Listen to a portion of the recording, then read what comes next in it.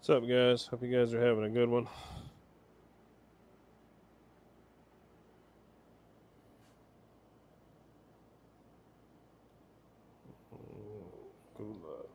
So, we are currently in the process of doing some extra goodies. I do and am going to have to very soon. Down we go, over that way.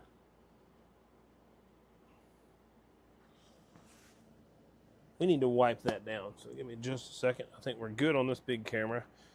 We should change the exposure, but I'll change it in a minute. Oh, wow, that thing's huge. Okay. Let me edit some stuff. Give me just a second. I gotta pull up on this big screen over here. Why is it messing? There we go. There it resized. So I'm gonna go over here.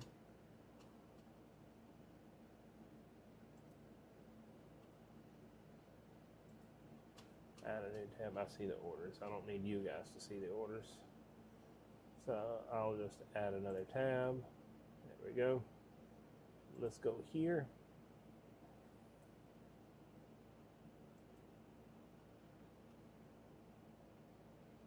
I'm gonna try to do it anyway. View profile. Click this. See if I can edit the settings right here. So we're playing around real quick on. I just need to drop the quality somehow. How do I do?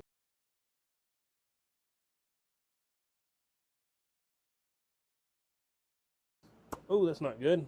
So this whole thing just reset on my other stream. So now it just killed my stuff. Did I bump something I shouldn't have bumped? I didn't know.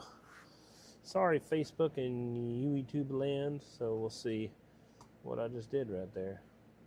Oh, we're good. It's fine. Minimize. Go back here.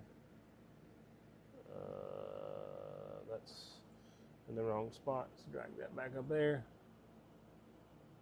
You guys can hang out real quick. Drag that back up there. We got some 1/2-inch flex we're going to be working on, so I'll be working on that shortly. I just got to hope this thing stays charged and works. Maybe all our devices are recognized. Let's check our audio source real quick. Audio's picking up just fine. Sources are good. Video's good. Yeah, should be good. So, yeah, I don't know. We'll figure this out. All right, so I've got a little setup on here. You guys can see me on the little stream. Look, watch this. I got to reset it. Watch this thing. Watch what happens. This is only for Facebook and the TikTok guys. What's up, Tyler? What's up, Warbear? What's up, Jen? Hope you guys are doing good. All right, so yeah, you can see what happens. See, watch it zoom in. I get closer, and it zooms out. I back off, and it zooms in. Sorry, we're screwing around on Facebook and stuff. So I've got an offer for you guys. This is going to be for the early birds. There's only, a couple of you guys over here and a couple of you guys in here. I got several guys in YouTube already. But we're going to do something real quick. You guys are ready? I think this is fair. I don't think there's any rules against this. The first one to remember the slogan, if you want it, and you type the slogan in the chat on any of these platforms, I will give you a hat. Appreciate you, Darlene. So anybody who can remember the slogan, type it in the chat, and I will send you a hat. So I think it'll be pretty cool. So I've got to cut a wire, and we're going to go ahead and work on that one. And then I got to cut another wire, and we're going to put some ends on it. I'm going to grab some parts. I will try to be on the lookout for you guys' messages. If I see it on there, then I will acknowledge you. But that is like I said, a free hat to whoever picks the slogan first. I need a right angle one. Where's the FT? Right angle.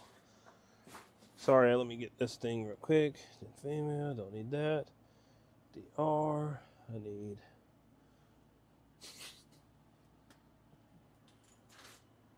So I'm gonna put some connectors over here. I think I might just use the elbow. I think we set it up there. So let's throw some connectors in here. Hey, Papa Smurf won. So Papa Smurf, send me your address. I will send you a hat. Congratulations, Papa Smurf, out of the sand pile. You're close though. You got one. You got to get one word extra in there, Papa Smurf. But I will count it because that is that's like what do you call it? A Wheel of Fortune crap. When somebody on Wheel of Fortune hits you up and says, "Oh, you didn't pronounce it exactly right. So even though you spelled it right and did everything else right, you messed it up." Hey Keith, appreciate you, man. We just gave away a hat on this stream. I think I might do it on the other ones. I don't know if it's I know it's not profitable by any means, but I think it's fun. I think it's something enjoyable to do for you guys. So I might wait a little bit longer. Yeah, it's blue for sure. Yeah, exactly, for Papa Smurf. Nice. All right, 1, 2, 3 connectors right here. I'm gonna go ahead and change this exposure real quick, just so it's not an exposure. It's like an ND filter or some crap. Yeah, so it don't look so stupid. Mike, appreciate you liking the stream. Daniel, thank you for liking the stream. Appreciate you. I might do some other little thing in the middle. Whoever types it, whenever I ask, towards the middle, just simply because I don't know. Who knows? I think it's kind of fun. So I've got to get one more box. Where is it at? I thought I had 4 boxes. All right, let me go grab one more box of connectors, and then I will start putting this together. So, one more box over here. So everybody, if y'all feel like it, feel free to tell Papa Smurf congratulations, because he just won a hat, and I think that's pretty cool. So I think he deserves the congrats. Congratulations, man.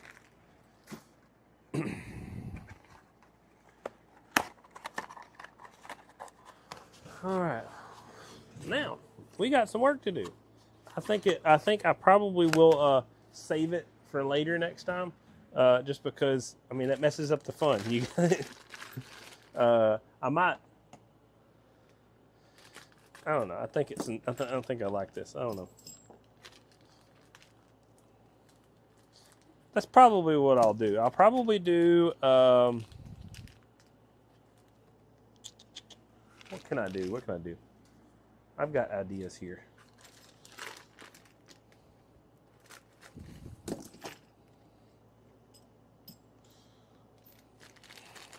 So we're just cutting some connectors out. I've got 2 of them out right here. I will grab the parts here in just a moment. Throw this over here, and I've got to cut some wire back. So I've got to cut 4 meters and then a couple feet after that. So we're going to look at our nearest measurement here. It's going to be, is this 2 foot? Let's see. So can TikTok see this? Mostly. Let me pull you up here. Hey, what's up, Gavin, man? You just missed it. We gave away a hat. I thank you, Empire, man. Yeah, for sure. We will do something else for sure. Hey, thanks for liking the stream. Appreciate you, Mordecai. All right, so I need a measuring tape, and I have a very specific yellow one that I like to use that's just cheap. I don't really care about it that much, but I find it to be the easiest one to use. It's got a lot of flexibility, and I like it. But I messed around and took it somewhere, and now I've got at least 15 or 20 other. I got one. There we go. At least 15 or 20 other measuring tapes. I only got 2 of these though. It's not like they're expensive. It's like tool bench. The rivets are breaking. All kinds of other stuff. But it's just nice because it flexes around the wire a little bit. So let's measure this booger out real quick and see what we got going on. Not quite. We need to add 7 more. 7 more inches to the other side. Okay, 65. Go to 65. Let's see. Oh man, 5 more. So 61. 60, 59.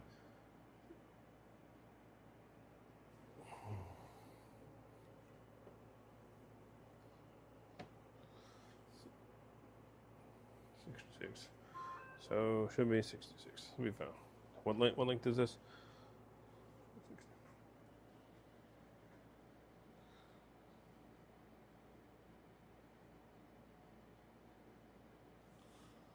57, a couple inches. So there we go. 57, a couple inches. Let's just go with it. 57 and 7 inches. That's hiding up underneath there. Let's go this way, just because I can and I've got the ability to do so. It's about the same, 15 or so. So we need to add 7 inches this way. That's 61.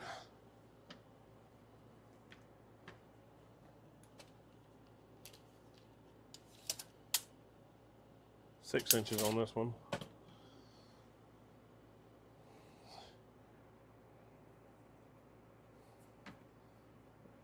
One.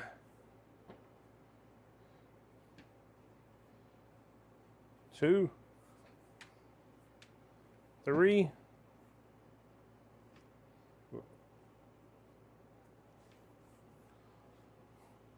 Why you gotta hide all the way in there? 4. And then I gotta do 6 more inches on top of that.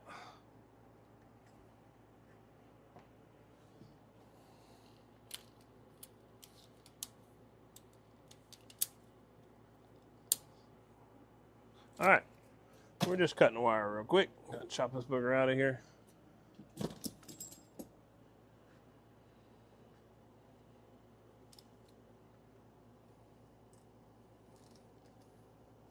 We got 2 1/2-inch flex wires to build, so I'll be working on those.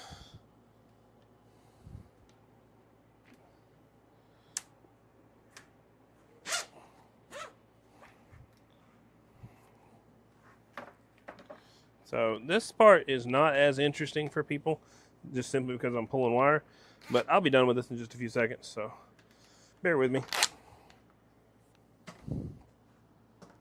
So I can't really turn the camera very well, so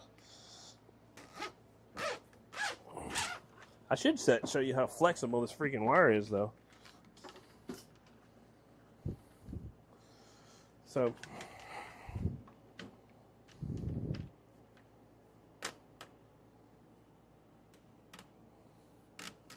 let me pull this out. Watch. So we want to see how flexible this wire is, right? I got a zip tie here, zip tie here. Watch this. Pretty flexible, right? So now let's go a little tighter than that. Let's put us in a tighter pickle. This zip tie to this zip tie. That should be pretty tight for a solid core wire, right?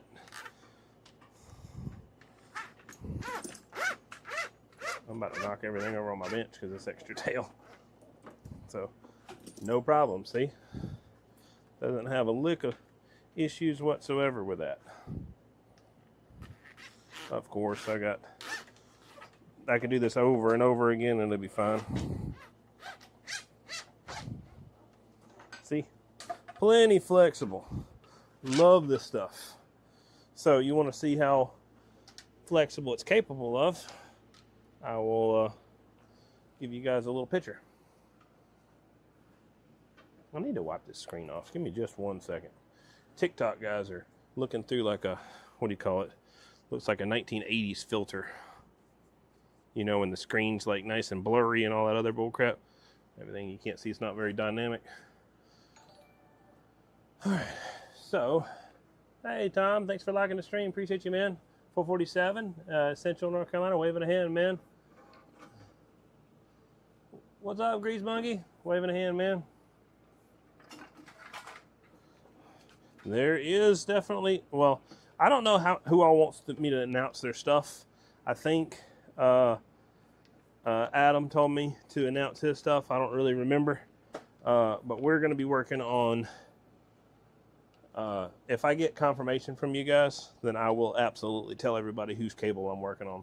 It don't hurt my feelings at all.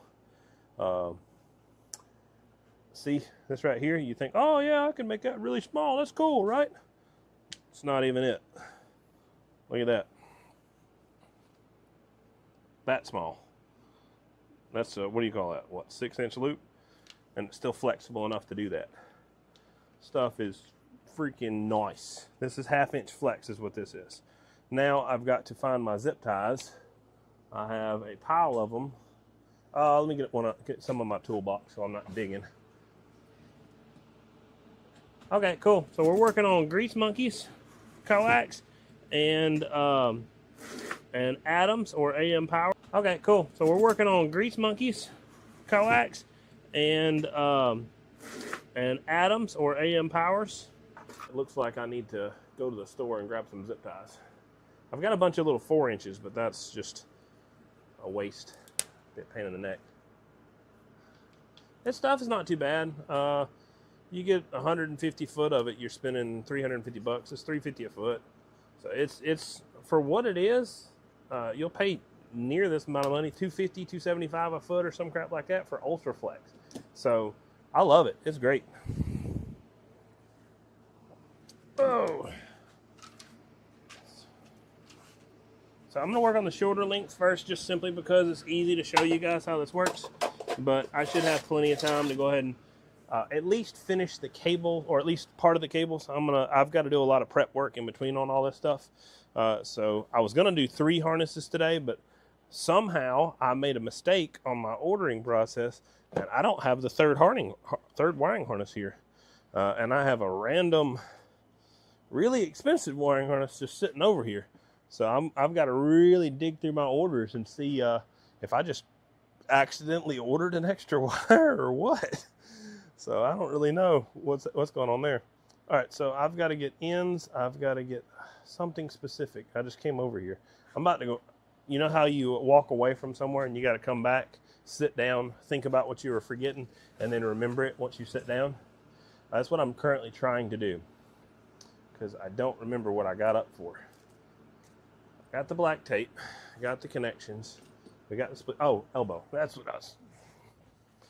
I got up for. So I have a special connector. I really hope I had a helper come in and do a lot of work to help me out. And they did good. Unfortunately, though, you remember where your stuff is, right? But they don't always put it back exactly where you would like it to be put. So now I'm kind of doing a little bit of digging for something I know I own, and I don't exactly know where it's at. So it's a specialty connector. It's something I ordered custom, and I've got to find it real quick.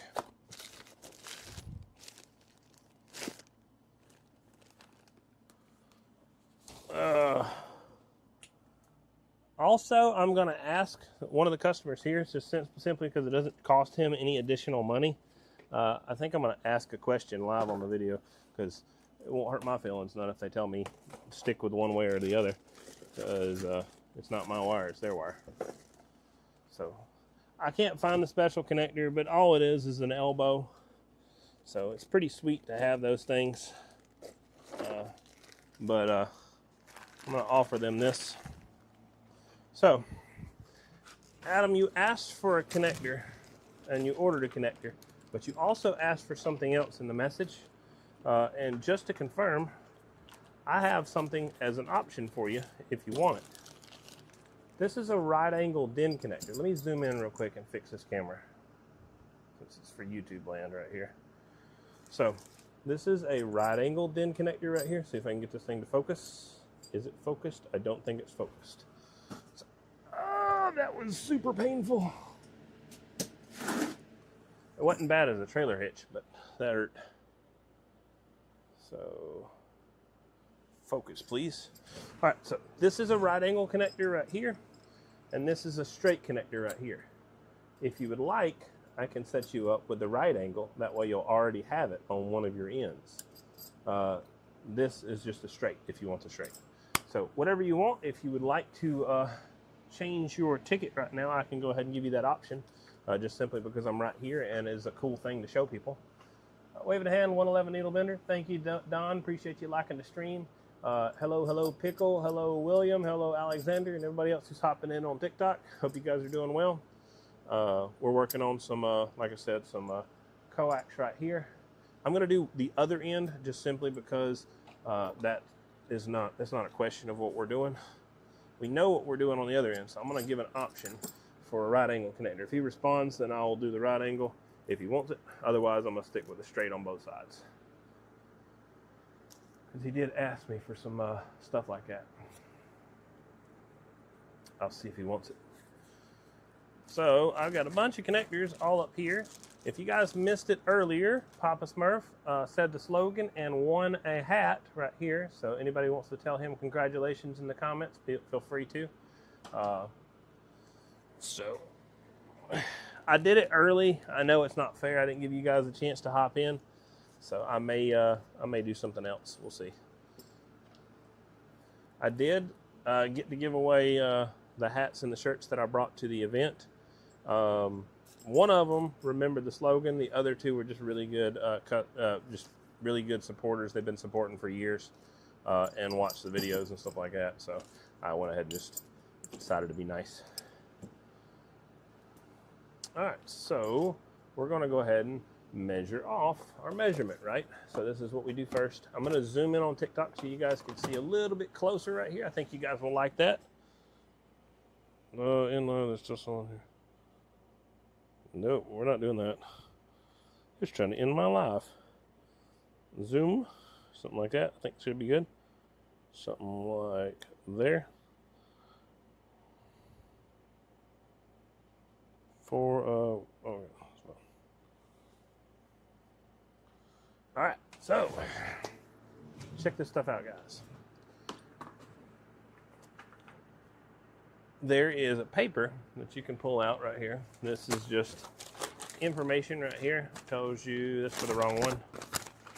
Let's get one out of the box. This is an old revision right here, but I'll show you guys what it calls for. So if you open this up right here, not all of them's the same. Definitely do not try to do this for all connectors like this, but it calls for 7 and 21 right here. So this gives me a measurement to work off of. It gives you a diagram. It shows you how to do it with, let me see if I get this. I have to stay that far out for you guys to see. So it shows you how to do it with hand tools. It shows you how to do it with a little twisting tool and a drill tool right here. A lot of guys, you hear guys talking, I guess, trash afterward.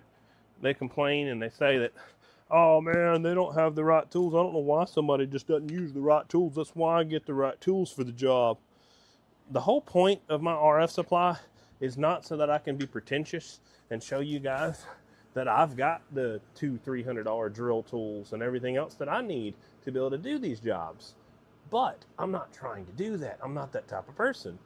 I'm trying to show you guys how to do this stuff with a set of hand tools. So here I sell you the $20 connector, right? Let's buy this $20 connector from DWin. Okay, now you need to spend $380 on this one or $230 on this connector just to be able to install that one $20 connector.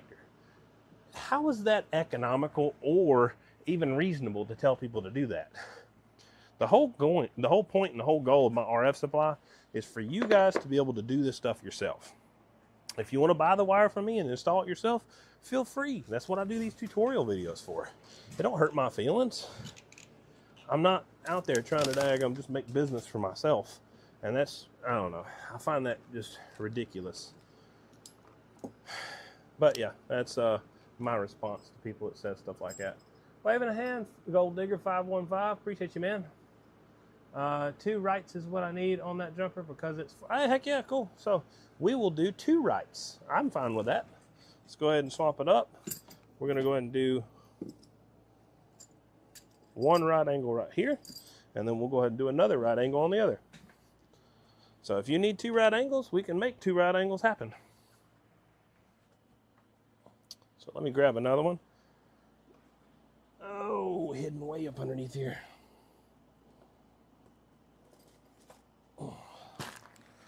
So, There's another right angle right here. So we're gonna do 2 rights on this one, because I'll let the customer have his request. Waving a hand, 301. Hope you're doing well, man. So, yeah, absolutely, no problem. Yeah, this stuff is sometimes a bit of a pain to get a hold of, but I'm the pack rat king. Let's just say it that way. I wouldn't say I'm the pack rat absolute king, but I definitely do hoard away connectors and parts and things like that all the time. It's just how I do. It's kind of, I don't know how to say it in any other way, but it's just, I don't like not having the parts that I need. Like, I've got literally, for all this crazy computer setup, I don't know how to show you guys what I've got, but I did do a short TikTok on it, and I showed you guys what all the crazy contraption I got put together over here, right? So, to make that crazy contraption happen, I've got probably an additional $700 or $800+ worth of stuff just sitting in a container for all the different clamps, all the different custom assemblies, all the different, whatever the heck you want to call them, little adapter hookups, little, what do you call them, some other hookup plate, an extra gimbal for the other setup if it fails, a whole extra little quick disconnectable little push button hose access pull out. I don't know. This one I don't like that much. It pulls out and twists and goes in like that. Like, I don't like not having the parts that I need. And that's not even the whole thing. I got a whole other bin full of wiring right here just to cover all this stuff. So I'm not the type of person that's got that tries to grab just enough to what I need. I like to have overstock. I like to have all the different extra parts that I need. Appreciate you, Eric. Thank you for liking the stream, man. And Anthony, thank you too, for sure. Yeah, I like I said, I like having what I need. I'm not the type of person that likes to be, oh no, I don't have that. If anything, I'm the guy that's got, oh yeah, I got 1 or 2 of those over there in the corner, or I got one of these, or I got one of those. I would rather be that person. Now, there's a limit based off the size of my shop. I mean, it's not a super small shop, but I don't have like this big full warehouses. I got like a 40 by 50 shop. So that's what, 2,000 square foot that I've got to play with.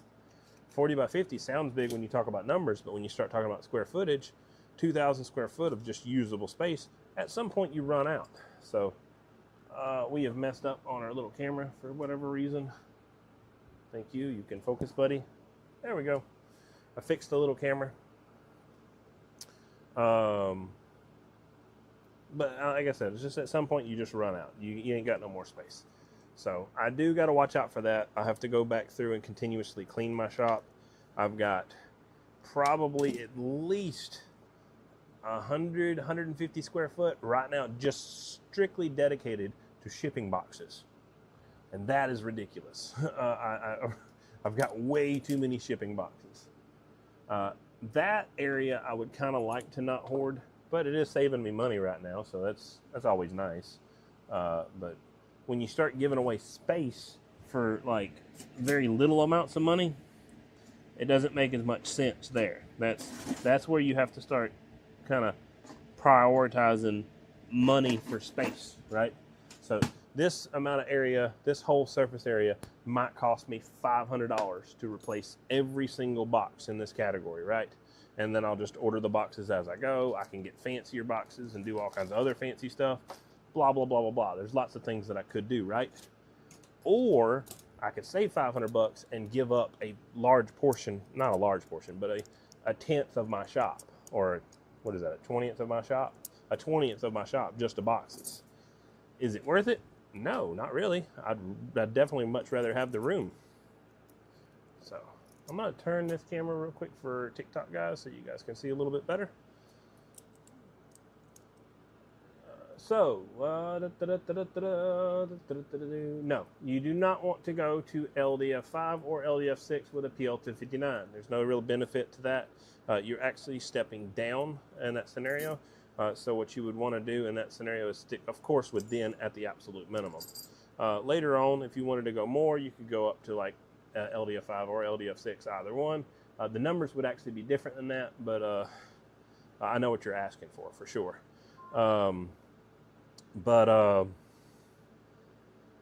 The problem with those is they're not nearly as flexible as what this is. You saw how small I kind of bent this down to a circle this big. That's literally a tiny little spot. Let me try to see if we're focused. If we're not focused, I need to refocus this camera. Yeah, you guys can read every letter of that, so that's focused. That's fine. It just let me know if I need to turn the brightness up on Facebook and YouTube, guys. TikTok. You guys on TikTok, you're at questions, y'all feel free to ask. I do have the chat up. I figured out a way to do it. TikTok has been a pain in my rear end for the past little while. They have decided that whenever I tell people, I had I'll show you on TikTok real quick if I can. Super slow on the screen. Somewhere right here. Yeah, right here on this spot right here on TikTok. And on the Facebook, it would be right here. Ooh, hang on, I can't do that. What angle do I need to be at? Like that right there. Over there on Facebook, I had it pop up and say, such and such like the stream, such and such like the stream. So when you guys push the like button, it makes a sound, and I can see who liked it. Well, TikTok has, I guess, some sort of algorithm or AI or something like that that tracks all the different live videos and stuff like that. And it thought I was making fake likes to my business or whatever, to my live stream, because they were not likes that were actually showing up on TikTok. They were coming from Facebook and YouTube. So it was like, you're lying about this, so we're suspending blah, blah, blah, your live access. And that was stupid. Even though it didn't suspend my live access, it suspended my live access for desktop use, which is, I don't know, that's whatever. I finally figured it out, though. That's what's been happening. Tim, thanks for liking the stream. Jack, thanks for liking the stream. Appreciate you, man. Danny, thanks for liking the stream. Appreciate you. Yeah, I know, right? So, look, check out this camera, Danny. What's that? So, it's not perfect, but it literally frames me in the shot. And if I get close, it zooms out. If I back off, it zooms in. It's a cool little camera, man.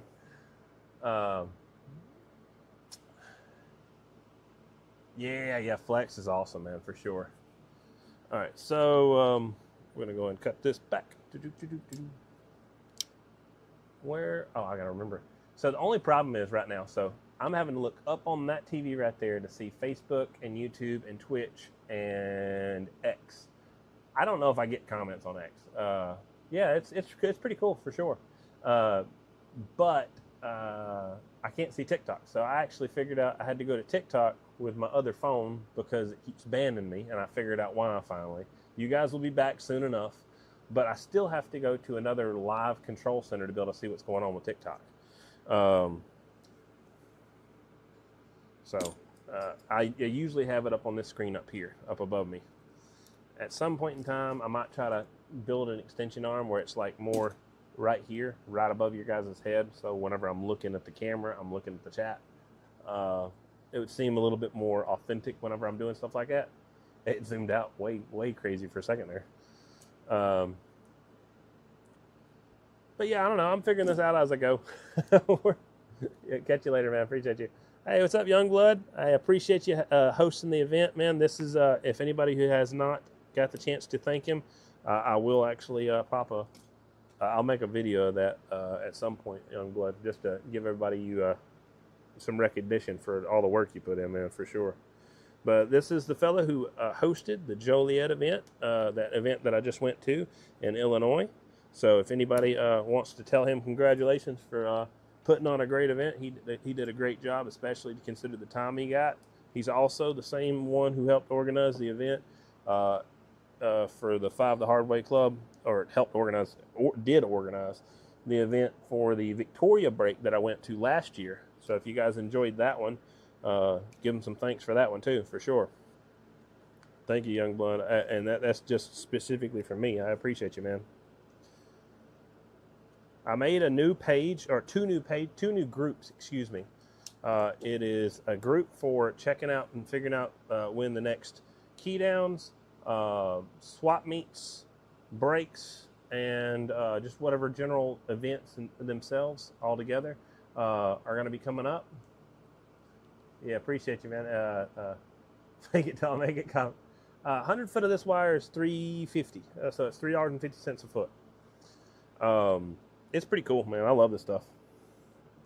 This is the Andrew stuff right here. I have some other stuff you might can save a little bit of money on, but I like it. It's great. I need my dikes right here. But I made a new group. If you guys feel free to join. I know several of you already have. It is for event flyers, and I'll be making updates on what next events are going to be coming up, where they're going to be happening at, what you can do when you get there. I might even have I don't know, I might try to figure out how to do like a tutorial thing to make it where it's not so scary to try to come into these events. Maybe do a live or something like that as I'm coming into the event. Walk in, show you where you check in, do maybe it probably won't be a live. I'll probably fast forward it. So I'll walk in, I'll do a check-in, I'll check into my room, I will go over to the event table, I'll show you guys how to sign up or register with the club. I will then show you guys the goodie room, and I'll just make like a tutorial video of how to go to a key down. So if you guys would like to see that, then feel free to let me know that it sounds like a cool video to post, and I'll post it in that group, and I'll pin it so you guys can kind of see what's going on. I know plenty of you guys have been OGs, been around for years, know what's going on and all that stuff, but these videos are not going to be for you guys. I really hope y'all appreciate them, because it's for the new guys that are coming in. I had a conversation with a fellow just the other day. Said he's 19 and he's been really excited, getting really into the radio and enjoying it from some of the stuff that I've done and somebody else has done. And I thought that was awesome. And then had another RF engineer. He was hopping in on one of the competition pages. And he was talking about, hey, what would it be? Would it be awkward if I just went to one of these events and just went to check it out? So we're trying to convince me and several other guys. We're trying to convince him to come to make it to one of the events. And then had a whole nother dude. What did he say? A younger dude said that he's another dude talking about getting into it. Because of this stuff, and I just saw his post from like 6 weeks ago, so I went and commented and told him, please come on, man. I'll see you at one of the events. But I just want to keep this stuff going. I think it's really really good for the hobby, and it definitely can help a lot of people for sure. Get maybe just have some enjoyment, something fun, a good clean hobby that doesn't have to be like you can be at your house, you can enjoy your family time, stuff like that. Put yourself a station up and talk and enjoy yourself. Maybe go to these events, and like some of them are happening in really cool places. Like there's one in Hawaii. There's another one. Hey, appreciate you, Wildcat. Thanks for liking the live, man. There's one in Hawaii. There's one in, like I said, we talked about Joliet. Joliet's going to be one every year. There's New Orleans. There's Gulfport. There's I think Portland, Oregon. There's San Francisco Bay San Francisco Bay. There's Long Beach, California.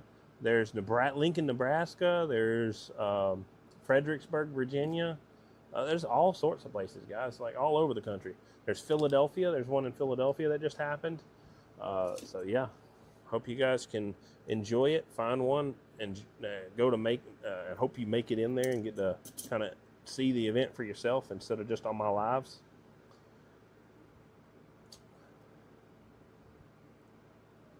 Well, it's not too bad, needle bender. All you have to do, I have about a $30 adapter. It's not very big, not very complicated or anything like that, and it adapts you over.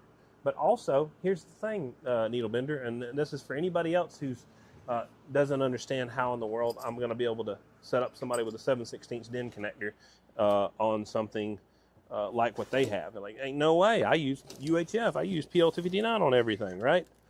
So take a look right here, and you'll see what happens. This is a dual line section right here, and I've got a problem, right? Let's say I've got a, let's go over here and grab it. Let's say I've got a, I need to get some parts. That's not good. I don't have too many of these things left. Got to reorder. What do I got over here? There's a male. That's a male. Where's all my daggum females? I ordered a bunch of them things too. All right, whatever. I'm just going to show you this temporarily just because I don't have everything to show you guys. So, what's that? Oh no, all I've got is a UHF connector, SO239 like this, right? TikTok, right? Facebook. Well, if you got a bird meter, all you gotta do is swap out a QC connector. You can keep your UHF on the other end. It don't matter. Then you got your bird, your 7/16 dense, so you get your higher power handling. And then you got one little spot where you got a smaller connector. And you can upgrade it as you go. So yeah, you're not stuck with PL259s. If you own a bird meter, you can swap pretty darn easily. The swap over, I think it's like 50 bucks. So it's definitely not one of those things that's gonna make it impossible for you. So if you don't own a bird meter, I think I know a guy. Just maybe somebody who owns just a bunch of these bird meters. Yeah, I do, John. I have quite a bit. So if you guys would, yeah, I know, right, man, for sure. Needing to get the younger generation in it for sure. I'm very happy at the. Like I said, I'm not sure if I've told you about it or not, but I got a very, very cool success case, and he might be sick of me talking about him now, but he's my. I don't know how to say it. He's the poster child for the fellow that I would like to have a lot more people do like him. He was Outlaw, I think 501 Outlaw, I think is his numbers. But he hopped in on one of my lives right before New Orleans, and he was like, "Hey, I was thinking." He said, I started talking about brakes or something. I don't know what the heck I was doing, but he was like, "Hey, I'm close to New Orleans. When is that?" I'm like, "It's this weekend." And then we start talking about it, and I went on a tangent. I stopped for like 20 minutes and went over everything to do with a key down, a brake, and told him to. Encouraged him to go there and check out and say hello to guys. Tell him everybody's going to be nice to him. Tell him don't worry about it, just go.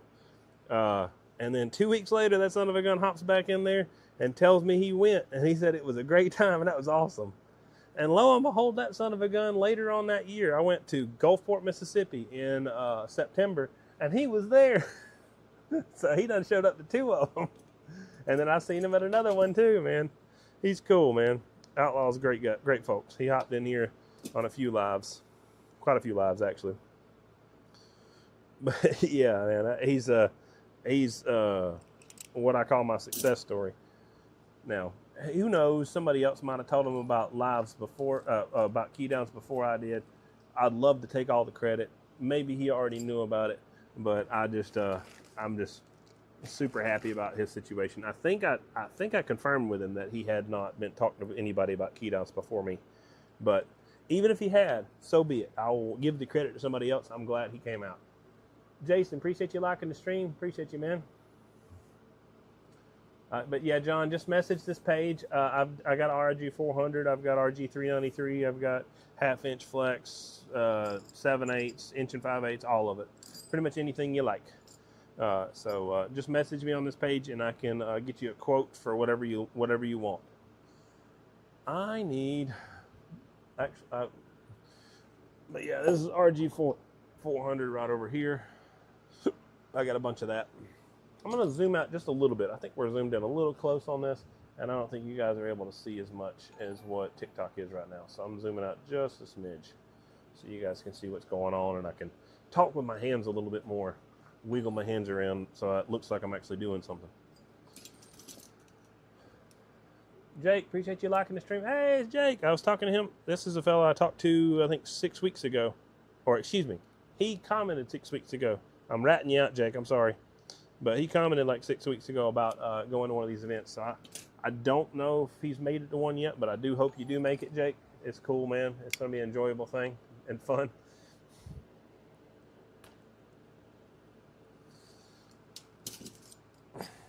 All right, so let's cut open a new thing of lubricant right here.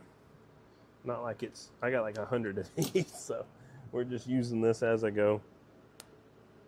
Technically, I could just grab some dielectric grease and it would do everything I need it to do.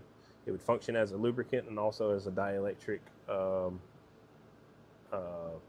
compound to help make sure I don't break down any of the strength of the wire itself by putting some random grease in line. So you don't want to put conductive grease on some of this stuff because you can cause problems. So if you look, let me show you guys this. See how I screwed that connection on? Some of these connectors, I was just doing some connectors yesterday. You held the back, held the front, and you can screw the back on. It might not have been yesterday, I don't remember. But other ones call for different connections, right? So if all else fails, let me show you this one right here. This is not the same connector, I'm just showing you a different one. So this one hooks and clamps right here, right? So if you look, it asks you to, this thing is terrible. I don't give you enough information at all. Whatever. Sometimes I complain about these bulletins. So it says, do not turn the back side, turn the front. Hey, what's up, Whiskey Man? Appreciate you, man. I need hearing aids. Can you hear me now, Whiskey Man? Good evening, D. Hey, man. I appreciate you hopping in here, Jacob, man. Thanks for checking out the live. If you guys are enjoying this stuff, feel free to like the stream. And if you haven't already, consider following me or subscribing. I do appreciate you guys all. If you don't, like I said, feel free just to like the stream and like the live, excuse me. Maybe you will catch some more of it and find that you like it enough to follow me next time. So we're doing a connector on this.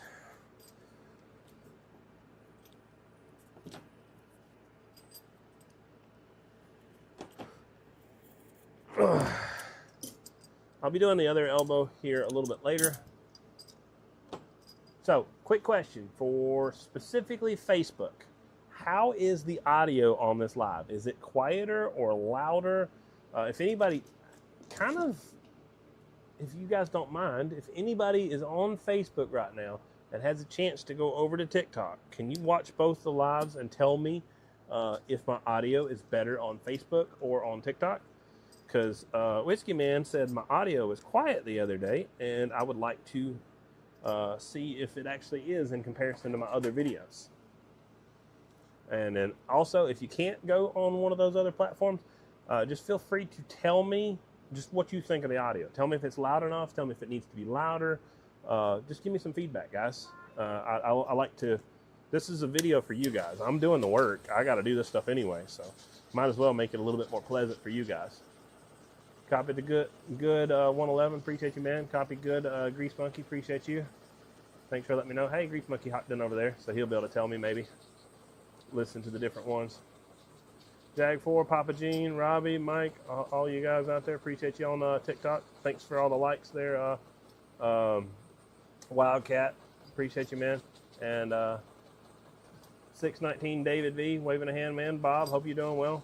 I'm seeing a couple of you guys in the top viewer categories. I'm not super good with TikTok, so I do apologize with not recognizing you guys as much. I try to see everybody's comments and talk back to you guys so you guys can see what's going on and have conversations with me. Try to be interactive, let you guys see what I'm doing. So this is an elbow right here. So instead of doing a straight DIN connector, we have a 90 DIN connector. So that's how that sets up and how that runs. Looks like that. And it's pretty cool. Copy the not as louder than as I normally am. So I heard copy the TikTok's louder. So I'm going to raise my audio up. You guys tell me if it's too much. I will back it off so it don't hurt my feelings none. Can I raise my audio up? How do I do that? So I don't know what that is. That sucks. I don't like that at all. Turn that junk off. Whatever. Let's go to microphone. Let's click that. We're good with all that. I don't care. I'm going to system. Let me go to sound right here. Microphone. It says it's set at 100. I don't know how to get it any louder. So maybe it's, maybe it's me. Let me try this. So I'm going to try to move. See how these mics are down lower? So I'm going to move them right up by my head. so far. Every platform's been good with the audio so far. Do you win? Appreciate you, Papa Smurf. Thank you, thank you. All right, so I got a little closer to the mic. Maybe the levels are up good. It is maxing out my mic detector right here. It's saying it's all the way at the max. My mic pickup is maxed out, and my mic and auxiliary hookup for my audio mixer is maxed out. So I don't know if I can get it any louder. If it is too loud, guys, let me know and I'll back it off.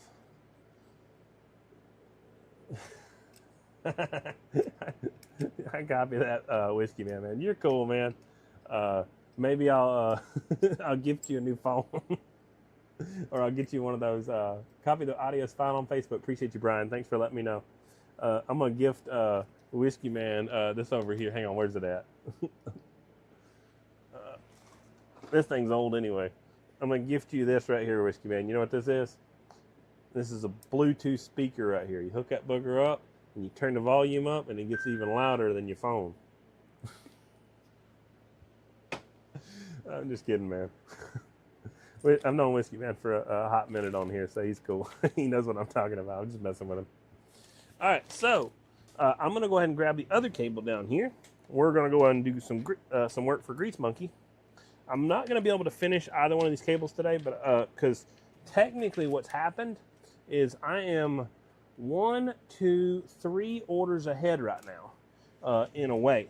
I've got one split feed to build. Whoops. I got one split feed to build. And then I've got 2 other harnesses to finish. But the problem is I'm waiting on a specific connector that's getting shipped internationally right now. Get back down here, you little booger. Focus, buddy. Focus. Blink. You can do it. Yeah, it's already good. We're good. So, and it's still not here. So I'm missing a bunch of my junk. So, hello, Holly. Hello, Sylvia. Hello, Seth. Hello, Abraham. Hello, Chuck. Hello, Seth. Hope you guys are doing well. I actually said Seth twice. Sorry, Seth. I don't know what it is, Whiskey Man. I'm not sure. So we're going to go den regular right here. Where's my den regular? I've got some sitting right here in front of me. What did I do? They're up here. There we go. I'm not sure, Whiskey Man. I've been trying to check for a while. So your split feed is going to be, I guess I can show you. Let me grab something real quick. So you're going to have a connector on both sides. So you're going to have this on both sides of your wire. The reason you're going to have this is because you've got an O-ring here. You've also got an O-ring here. And you'll also have a sealed body right here. This is similar to an O-ring, just a rubber gasket right here. And then on top of that, we're going to go up and we're going to add right inside this channel right here. Let me show you. Where you at? You're on, yeah, you're on Facebook. So right inside this edge, see if I can get it to focus. I can't get it to focus for nothing, man. So right inside this edge right here, you'll see there's a channel right there. That's where an O-ring is going to go right there. And then on top of that, we've got, I don't have the right one, so I'll just show you this one.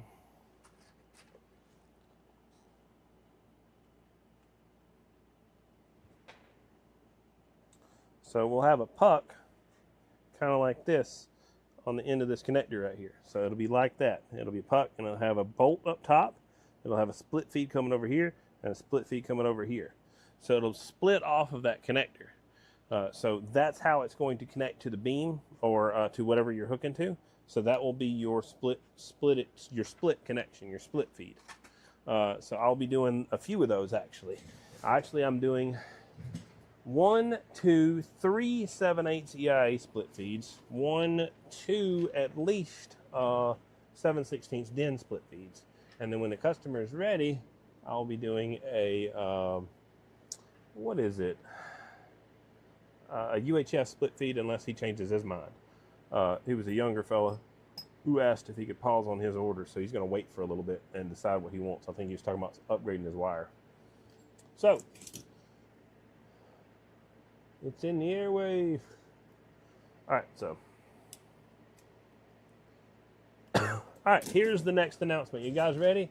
We got enough people in Facebook. We got enough people in YouTube. We got a decent amount of people in TikTok. The next person.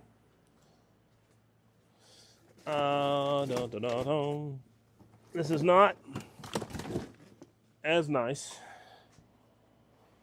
Let me look and see.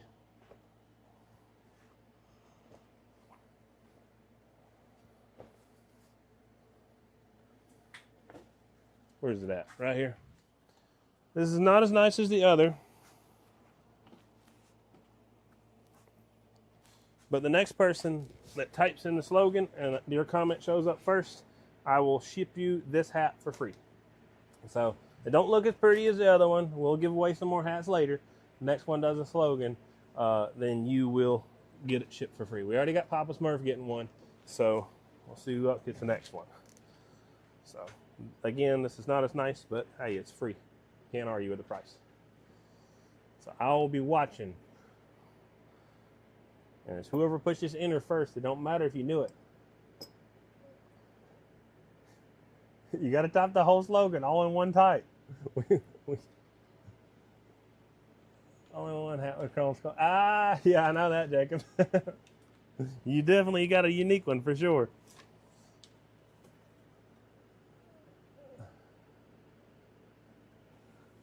It's the slogan, Matt. Almost. Somebody's got to know the slogan. It's on the back of the shirts. We talked about it a while back. It is definitely a little bit of an inside statement, so you've had to been following for a little bit just to get it. But I'll take it. Adam got it. So AM power. Ah, dang it! That's close. All right, you're talking about like what is it? 8 seconds between one or the other. Youngblood was almost got it. He was right after it. You always win with D-Wins RF Supply, or you always win with D-Wins. Todd Cox is the one who voted for that, and everybody else voted on that. I did not come up with a cocky statement like that myself. But I will do another giveaway on Monday probably, and anybody who wants a hat, feel free to hop in the live, and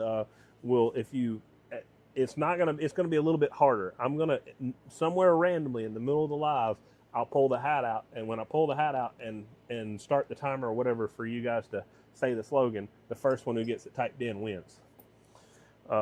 Eventually, you guys will catch on to me, and I'll make you guys do something different, and we'll make it harder. But for now, I'm gonna keep it fun. So congratulations to Adam. Appreciate you, man. That's close enough. He said D-Wins are wins with D-Wins, wins with D-Wins. Is you always wins with D-Wins RF Supply. That's close enough. And then Youngblood was like, if you want to win, D-Win shop D-Win. It's close on both of them, but I think I'll be fair. I'll give it to Adam because he was earlier. Let me see if I got a shirt so I can show you guys. Do I have one in here? No, I don't have one in here. But if you guys think I should give away a shirt on Monday, vote for a shirt. If you think I should do another hat on Monday, vote for a hat. But Adam, I've got your address. I will just ship this hat. Again, it's not as nice as the other hat, but I will ship it in the box with your coax. Congratulations, guys. Appreciate you. Papa Smurf got it in the very beginning. He had it pretty much dead on. I think he had one word. He didn't do always wins. He said you win with D-Win. So I gave it to him too. So I'm trying to be fair. We're not doing this Wheel of Fortune where if you halfway mispronounce the word that it doesn't count. All right, so let's cut this back, get this thing done. I figured I'd do something nice for you guys. Hopefully you guys are enjoying that, maybe. Congratulations to Papa Smurf and Adam from AM Power. Let's get to work. I gotta get back focused. So 2 hats going out. So it's gonna be this one. This is the one Papa Smurf won out of Florida. Adam's out of Illinois. He won this one right here. This is an older iteration. This is one of the first designs I got from Cletus. This is the latest design I got from Cletus.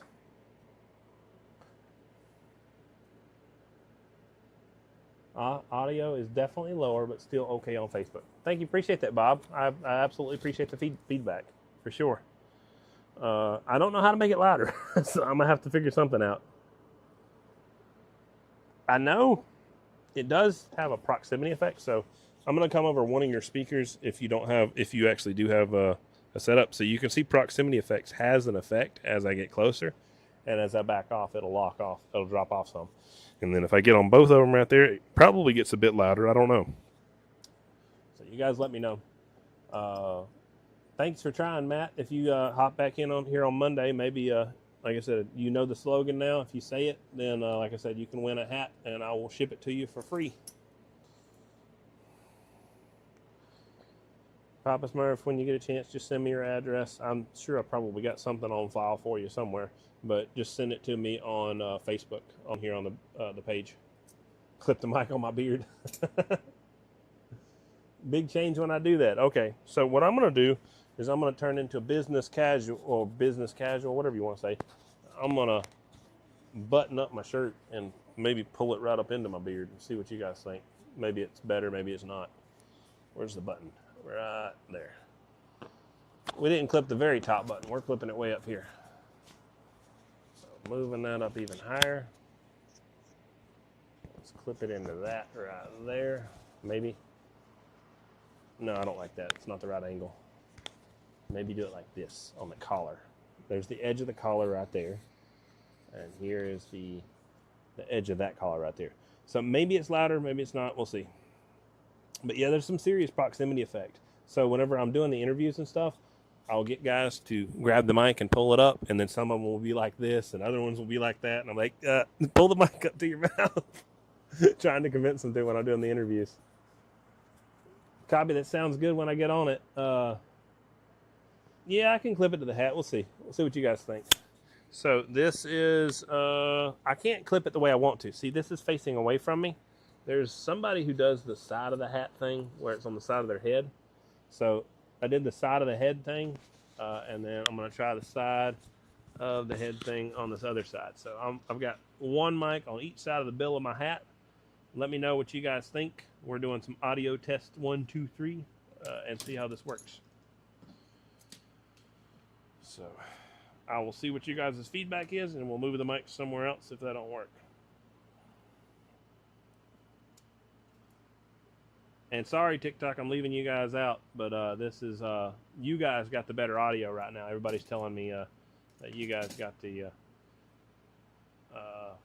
better audio there. It is, also, you guys don't have the face cam. So I can say what's up, but Facebook and them guys are looking in on my face right here. Oh, hang on. Let me see if my puzzle is showing up on TikTok real quick. It gives me a puzzle. Yep, there's my puzzle. So if I don't pass the puzzle, it ends my live on TikTok.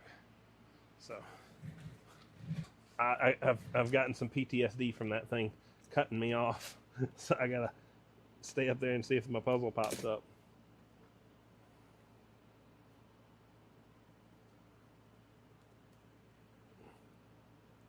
Yeah, TikTok is not optimized for this type of content where I'm showing you guys what I'm working on, but my head's like I'm over here, and you guys are way up there, and I can't go up there and look at the screen and see what's going on. Hat is lower level, but more consistent. Copy that. Let me go back and check TikTok. Thank you, Bob. Appreciate that. I'm gonna clip it back on the shirt, and we'll try that real quick for a little bit and see if it's better. But like I said, if it consistently seems like it's getting worse, and the hat is definitely better overall, then we will go back to the hat hookup. Now I'm going to get me one of those little mini booms right here, and I'll have it right here with a little hanger. So it'll be like a, what do you call it? Like a pastor at the church, or the comedian that walks around with the headset microphone.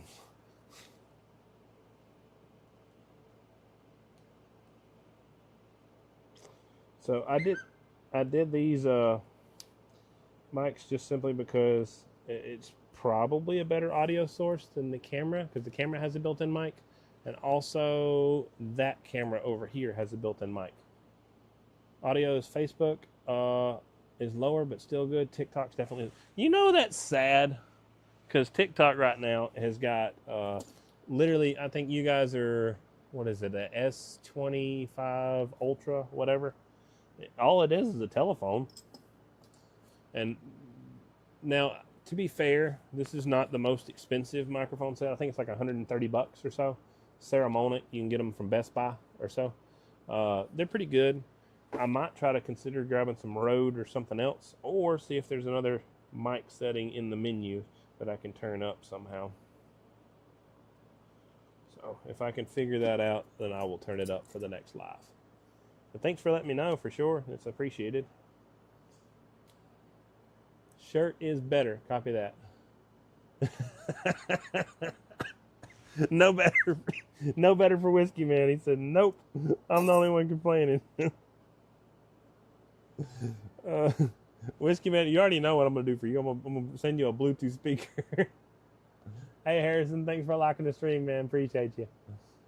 Kevin J. Thomas, appreciate you earlier. I don't know if I acknowledged you or not. Michael, appreciate you liking the stream from way earlier. It's 18 minutes ago. But thank you, guys.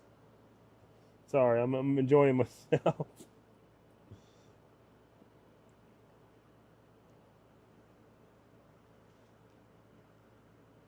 All right, so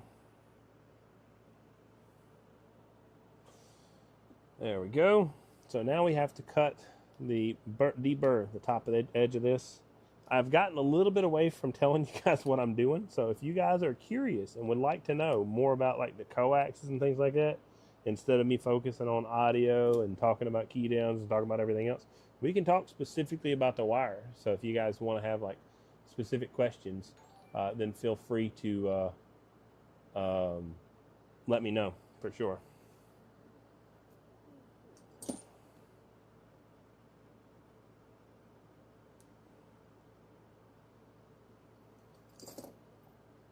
So like I said, we're working on some 1/2-inch flex. This is some really cool wire, does a good job, handles a good amount of power, has some fairly low attenuation for its size, is extremely flexible, and does a good job.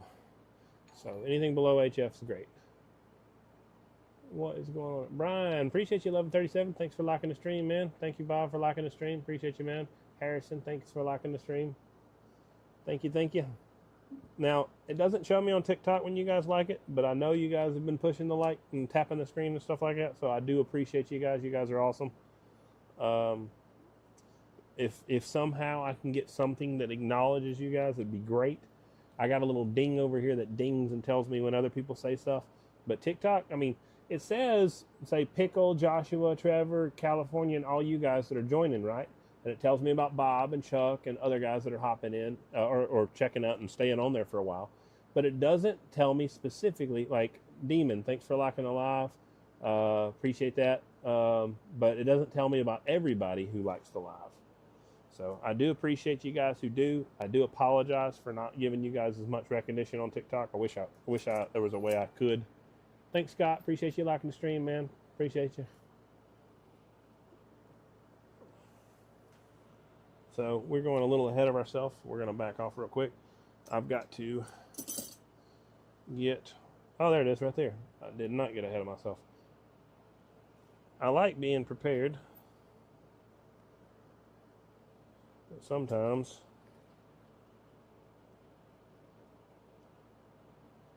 I don't pay attention. So we're going to cut this back real quick because this is irritating me. This does decrease dielectric strength, so that's why I'm chopping that off right there. It's nothing crazy, it's just a little bit of extra shield, the way it's set up. I'm cutting it, so it's got a corrugation. If you guys can see on that corrugation, it goes up and down. What I'm doing is I'm cutting it, for the most part, at the high point of the corrugation, so you guys can... Copy, it's kind of crazy. I bet you TikTok's about 15 or 20 seconds faster than Facebook. I'm pretty dang sure. Now, YouTube's the fastest. YouTube's got, I don't know, something going on with this thing where it's like it's only 10-15 seconds for their stuff to go through.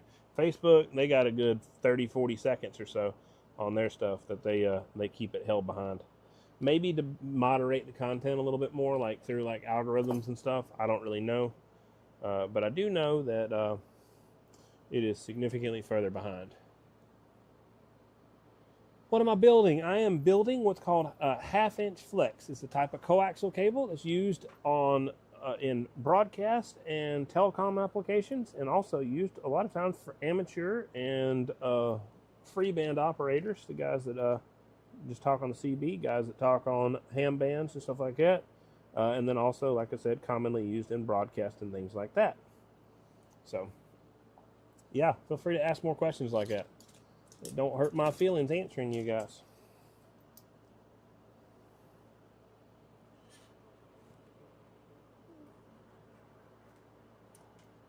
So what I've got to do on here is it's got a spiral helix pattern, so it actually allows me to thread onto the copper. But what I've got to do right here is, one, I got to keep this thing down here out of the way, and two, I've got to look and see what's happening. So we've got everything started, everything's ready, but this edge right here is a problem. So I'm going to grab a tool, just a little right angle bit, or right angle poker tool. That's probably the most successful tool I've used for this, because it's got a tapered edge and it goes up, tapers up to a larger end. I've got a mess on my bench, so it's probably sitting right in front of me and I don't see it. So we're going to play the D-Win scavenger hunt game in a minute. I'm going to zoom out, and if you guys find it before me, you get a consolation prize. Everybody tells you congratulations. There it is, right in front of me. Literally right there. I don't know when your YouTube, Facebook notifies you. Yeah, I don't know. I think you have to push, when you subscribe on YouTube, you have to push like the little bell. Ouch, I poked my finger. You have to push like the little bell or something like that, and then it will notify you when I'm live. TikTok, I think it notifies people no matter what, I guess. I don't really know, to be honest. Not quite sure.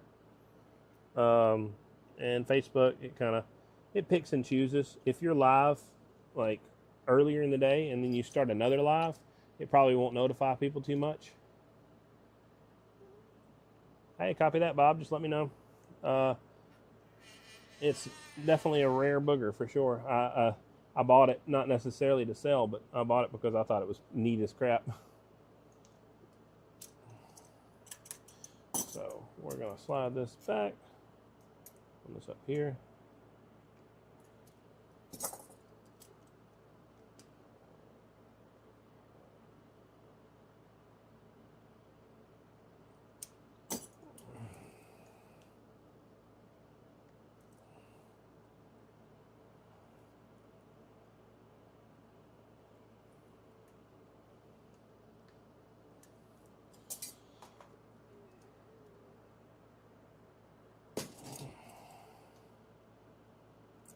So I'm just lining this up. It fits on here. Works properly. I need about a 1/2 millimeter more. And this thing just wants to be a bit of a pain. But it's alright. I can deal with a pain.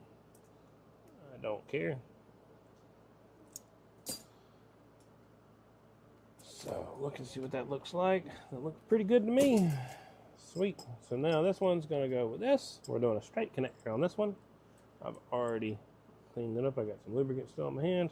We got some, got everything we need right there. Definitely neat. Copy the Marine Electronics. Appreciate you, Zach. Yeah, it's cool for sure. Used a watt meter today on a tugboat. We use Helix for the Kongsberg's DGBS. Oh, sweet, for sure. That's neat. So what I'll do for a lot of the GPS guys and a lot of the aircraft guys is I'll use stuff like this. This is my Teflon rated cable with some, and specifically this is UHFN. This is adapted to a BNC. I've got some SMA connectors and things like that. So a lot of times the GPS will have the SMAs. I got SMAs somewhere, but I'll show you guys later, I guess, since it's not here in front of me. There it is right here. There's a female at least. So it'll look like that female connector right there. If you guys can get it to focus. Where are we on? He's on TikTok, so we'll zoom in right there. TikTok, TikTok, TikTok. Where's the TikTok screen? There we go. Nope. There you go. Yes, I do have some N-type. So you got 7/16 DIN right here. We had SMA right here. We talked about BNC. I've also got N-type. I don't know. I've got like about 100 of them sitting over there. I guess I got an N-type on the side of this bird right here. So got a little temporary adapter screwed into this one. But yeah, I got some N-type right there. Yeah, I got PL259 or N-type both. This is literally super dangerous. This is like a $600 relay, and I've got it sitting over there next to two big metal oafs of this thing dings against each other all the daggone time. You don't want to ding against that. I'll put that away for now. I need to put it somewhere else in a better spot. So, back to work. Finish up this one real quick. Yeah, I am an RF supply company, so I supply RF components to all types of people. Doesn't matter if you're in marine, doesn't matter if you're in aircraft, broadcast, telecom, hobbyist, or just a guy who wants to get a radio to talk to truck drivers. I don't care. I will build you whatever. Yes, 50 ohm, it is correct. Normal coax, or yes, this is larger than normal coax. So if you was to look at a specific size coax, I did mention, I'm sorry I didn't see your message earlier outside the box, but this is like RG400. It's a little bit smaller than like RG8X. RG8X is just a smidge bigger than that. This is 0.190 RG400 or LMR 240, or RG8X is about 0.25 or so. And this right here is about ½ inch, just under ½ inch. So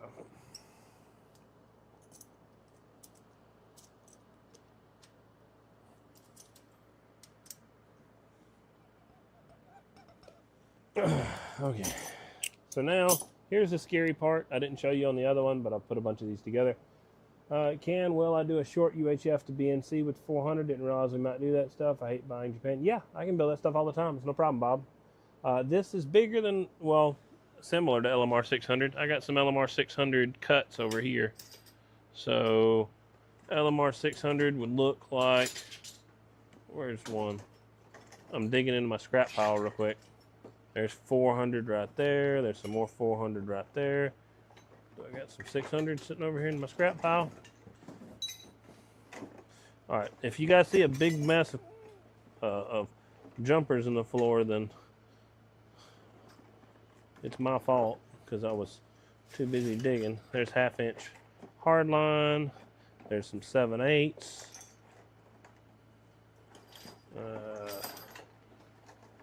I don't know where my LMR 600 is, but yeah, I have some LMR 600.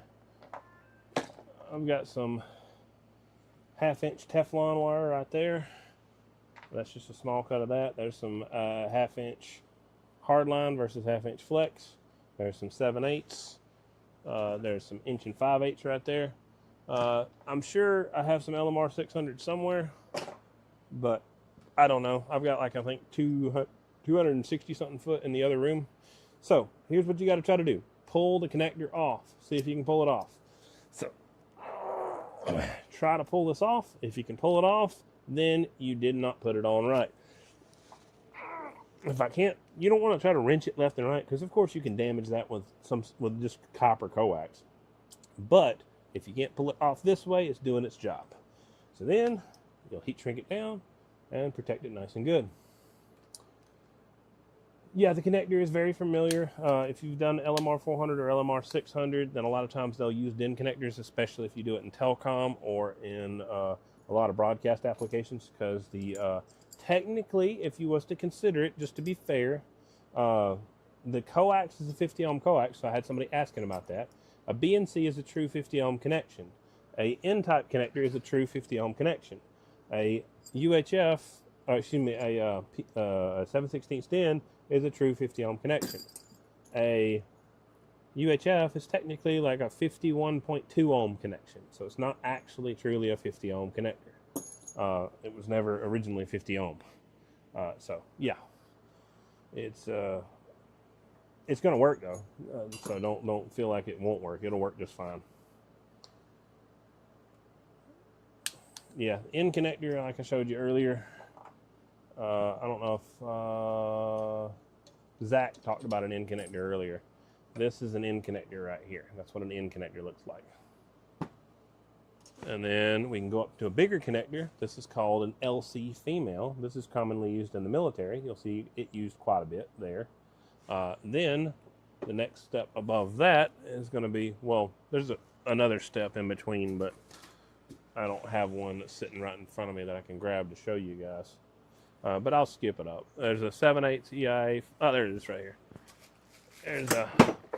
There it is, fell in there. There's a 7/8 EIA right there. That's what that one looks like. That goes to a bolted connector. It takes 3 bolts just to bolt that one on. And then there's the next one up. That takes 4 bolts to bolt it on. That's the 1 5/8 EIA flange. And then when you get even bigger than that, you jump up to 6 bolts, and that's a 3 1/8" EIA flange. And then they go all the way up to 4 1/16, and then 6 1/8, and that's typically the biggest you'll find in metered connectors, at least. Typically, things will taper back down if somebody is using them for something else. Hey, thanks for the heart, whatever that thing is. Appreciate it, Papa Smurf. Appreciate you, man. UHS like a fancy banana plug. Yeah, I know, right? Hey, Mike, thanks for liking the stream. Appreciate you, man. Scott, I didn't tell you earlier, but thank you for liking the stream. I don't think I did, at least. Yeah, I hope this is informative to you guys. Hope you guys are learning something about these connectors and all that stuff. At some point in time, I'll try to clip some of that stuff out there so you guys can see what all these connectors are and maybe do a short video on it. I think reels are probably one of the better ways to get some information out there to guys that are just nowadays. I mean, you guys are cool. You guys are hanging out, checking out, and seeing what's going on. But people don't know about it unless they're just on their phone doom scrolling. And then luckily, I've been blessed enough that I've popped up on the For You page on a few occasions on some of my videos, and I got I don't know, over 600,000 something views on one of them, 400 and something thousand on another, and then several different 90+ thousands. So very, very happy with that. Just simply because it's spreading this stuff out there. You guys are getting to see it. So, all right. So this is finished right here. Not really finished. Thank you, MK. Appreciate the follow, man. I hope you are enjoying the content and liking what you're seeing. Let me look at my order list real quick. I've got some more stuff to do with that wire, but it'll be just a minute before I can get it all prepped. There's some more prep work I've got to do before I can do the rest of it. Let me look at my ticket. I am in the right camera position so you guys can't see what's going on. And this is not me being disrespectful to you guys. It's just being respectful to the guys who have ordered equipment from me. I'm trying not to put their information, their address, and stuff like that out there. So I've got several of those, but that's still getting shipped to me. So we will do, let's do this real quick. So I've got a customer who's ordered something very custom. I thought I already ordered this, but I guess I didn't. So I'll have to go back and redo that. I'll make sure I do it soon. So this customer has ordered 1, 2, and 3, a 3 bird meter movement setup. So I've made a couple videos on this. I've done videos of me putting them together. So you guys will see that here coming up pretty soon. So what I'm going to do is I'm going to prep some equipment for it. So I've got a couple things on his order list. Whoops, gotta be careful. Turn you guys back over here. Maybe. All right. What's that number 2 next to my name for?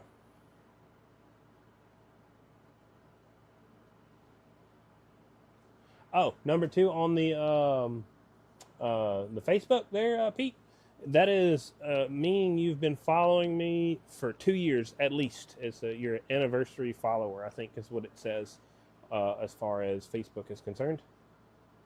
I don't think this is focused properly. It looks like it's focused in my shirt, but it don't look like it's focused very well on these lenses right here. So, can you guys read that? I'd say that looks like you can read it properly. If it's out of focus, let me know. All I'm gonna do is tap the little screen on the camera. But we're doing 1, 2, 3 of these. We're putting them in a custom housing, and then we're running a remoted line section, and then we're gonna have a dual line section, and we're gonna have a single line section on here. That's how this is gonna set up. This is not the exact single line section, but this is how it's gonna work right here.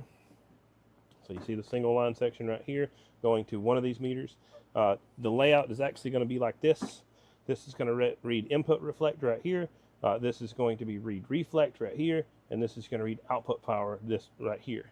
And it's going to be going that direction out the box.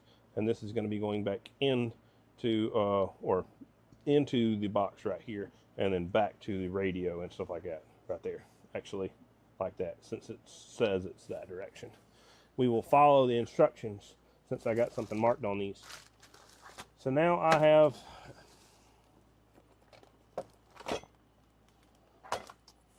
got to clean up. Let's just say that much. Hey, there's some more of my bird stuff. I knew I owned a bunch of it. Hey, Robert, appreciate you liking the stream. Thank you, man. Let me hop back over on here on TikTok so I'm not ignoring these guys.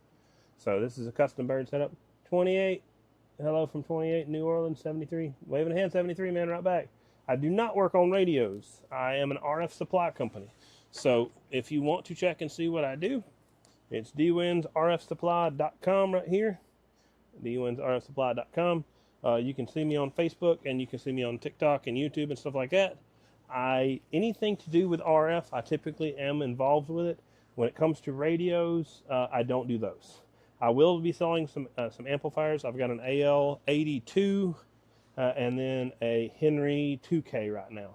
I will sell those just simply because I have them. Somebody has already asked me for a price a month ago, but me, like a dummy, I haven't even given them a price yet. So whatever. I'm busy, guys. I'm not trying to be. That's not being rude to them. That's just it's hard. It really is. I don't know what else to say, but it's hard. This is the other fancy bird meter over here. Light that booger up. And you guys get to see the other fancy bird meter right up here. This is some of my other bird stuff. Bird. This is how I verify the other bird stuff that I got. That bird, and many other birds. And there's all the other birds up there. And then over there. So back in the shot. Don't look at my nasty tools. We're not looking at that stuff. I'll clean up my bench later. So TikTok lets you guys have the panorama view. There's the bird equipment that I'm using to test this stuff with. Some more bird over there. More bird right there. More bird over here. And then more bird over there. And a bunch of slugs. But I'll pull you guys back in there too. Alright, cool. So this is the next project. This is what I got to work on. I've got to get the parts. I got the AL82 is what I have. The AL82 is two 500Zs. The 1200 I'm not going to be selling. That's just a personal piece of equipment. I mean, I guess somebody could try to buy it from me, but I don't want to sell it. So you'd get the I don't want to sell it price. So hey, Cletus, waving a hand if you're hopping in here. I see you right here. Sorry about that, Cletus. All right. Like I said, we're doing a triple bird meter setup. I've got to prep some parts and components for this. I'm going to finish those other two wires here probably on Monday because I've got to build one split feed and then I've got to finish another connector on one. I may, after the live, finish up one of the short one just simply because it doesn't have to have the split feed and I can go ahead and get him shipped. I don't know. It just depends how much time I got. This is difficult for sure. This is going to be a 3 meter setup right here. Is what this one's going to be. So this is what he's going to set up. It's going to be in a custom housing right here. We're going to have a single line section and a dual line section for his. And then he's got plenty of the bird connectors he's going to be putting on here. He's going to be putting... This one's also going to another customer. This is actually going to Adam right here. This is his connector right there. This is a connector to go on a bird meter to swap it up to that 7/16 DIN connector that I just sold him. So you guys can see how that works. All right, so what's up, Tim? Hope you guys are doing well hopping in the stream. Hope you guys are enjoying yourself. Maybe you're seeing some stuff you didn't know before. Maybe you're seeing something new. I don't know. Maybe not. So I've got to build some stuff. Let me go back over here. So I'm not ignoring you guys, but I'm going to read this list. So we called for 6 foot, then 6 foot, and then 6 foot. So only 6 footers. So I should have these already built right here. Maybe this is a 6 footer, maybe, I don't know. If it's not a 6 footer, then we will, I'm probably gonna do something a little bit backwards. I've got a lot of equipment that I've still got to get finished, but I am not done with it. So what I'm going to do is I measured off a longer piece, and I'm just gonna, I'll have to recut it later. I got like 750 foot of RG400 on the way, but right now how it works is I don't have, it's not sitting here on my hand right now where I can use it. So I'm going to use this piece that I've got right here. He's asking for 18 foot. This is an 18 foot piece right here. Somebody else is asking for an 18 foot piece of coax too. But yeah, I do have 18 foot of RG400. If you want to get quotes, let me know. I can get you a quote. So I'm going to be using this connector. I'll show you guys how that works here a little bit later. But I'm going to cut this thing into 3 pieces for this job right here. So he has his sample line. So what I'm using for sample line is RG400.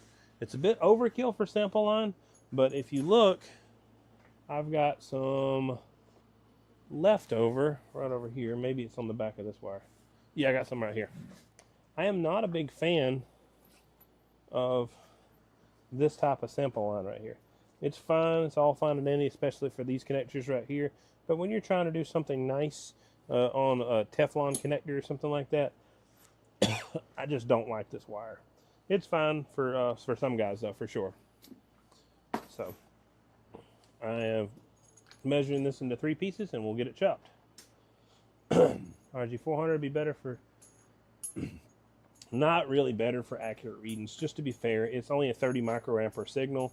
It's just this has a really low friction coefficient. So whenever you're routing this through, say I'm routing it underneath the bench and pulling it through and hooking it up underneath all this bull crap right here, right? You guys can't see none of the bull crap, but let's just show you my nasty bench, right? So we'll jump into the nasty bench. We'll throw it underneath all this stuff. We'll throw it underneath this. This has got rubber handles, so that's going to be grippy, right? So we'll throw it underneath here and all that stuff. Now watch. I mean, sure, it moves somewhat, but look at that. I'm literally pulling this coax up underneath all these connections, all this different rubber handles and stuff. And you can see what kind of movement I get out of that. That's why RG400 is so nice. That low friction coefficient is just so awesome when it comes to running wires through tight locations. So that's why I recommend RG400 for a lot of applications. It's just so handy. You put like a PVC jacketed wire out right there, what happens is it just kind of snags and catches and just, you know, it's just a pain in the neck. Not a fan.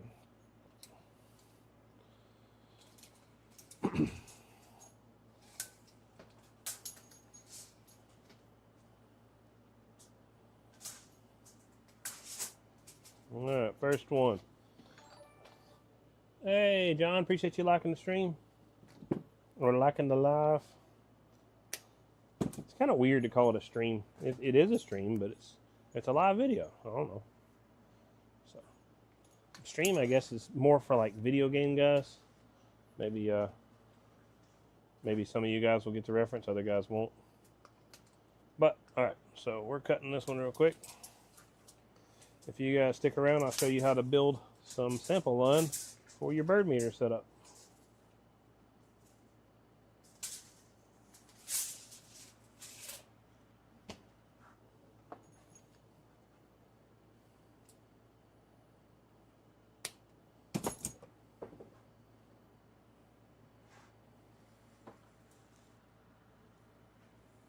I'll give them one.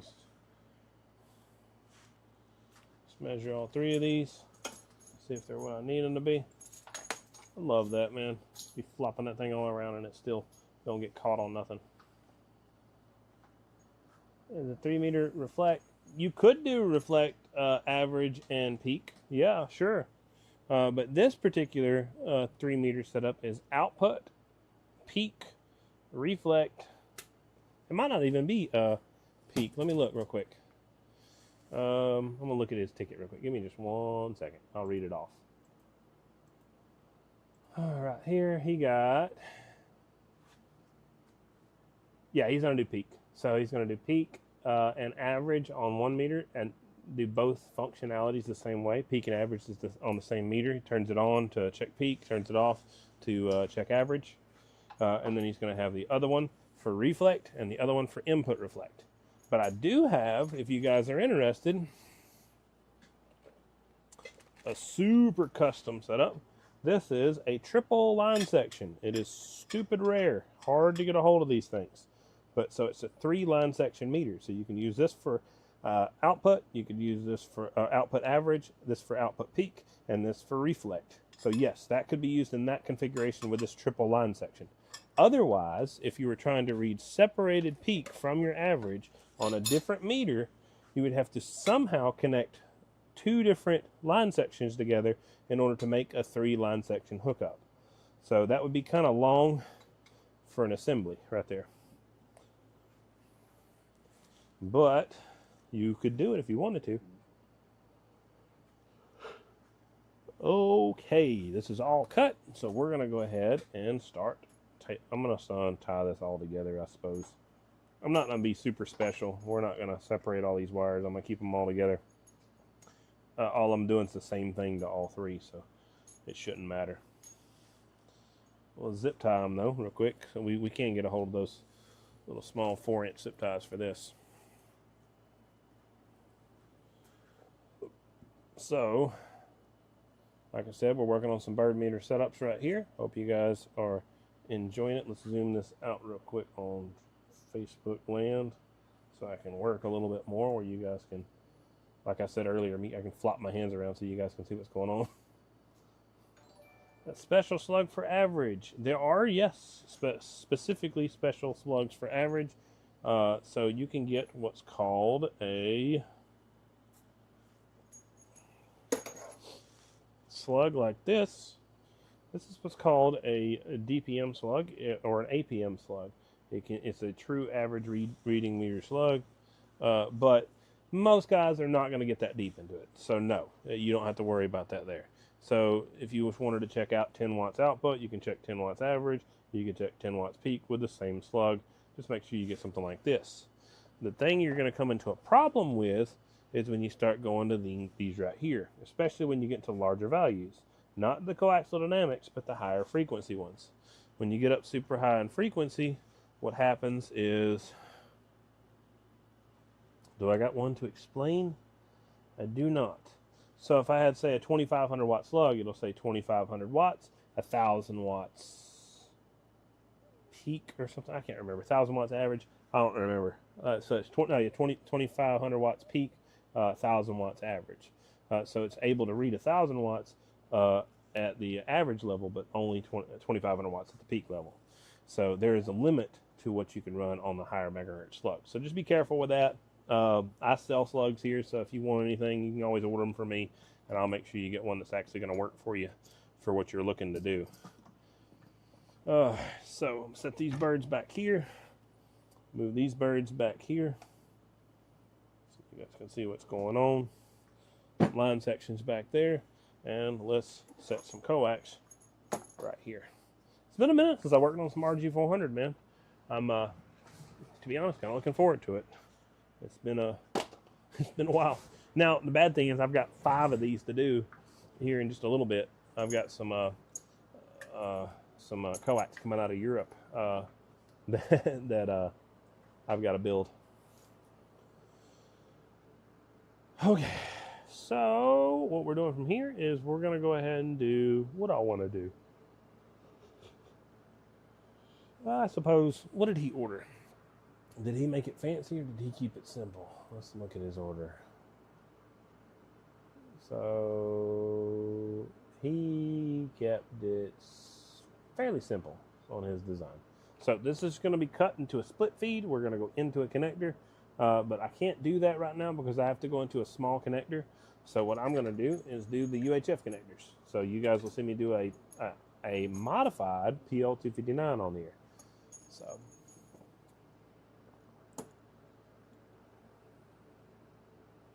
That is interesting. Let me look over here. I want to see this. Look.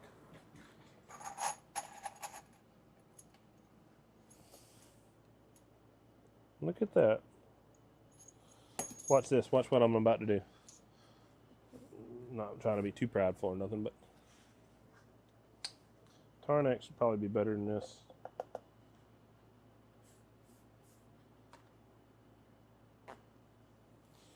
I want to see if this works. It says aluminum, bronze brush, stainless copper. Doesn't say it'll work with silver, so we'll check. I'm kind of curious.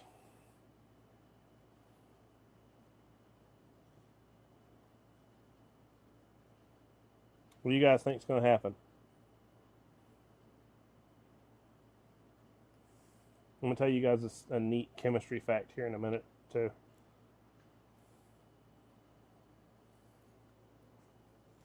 Look at that.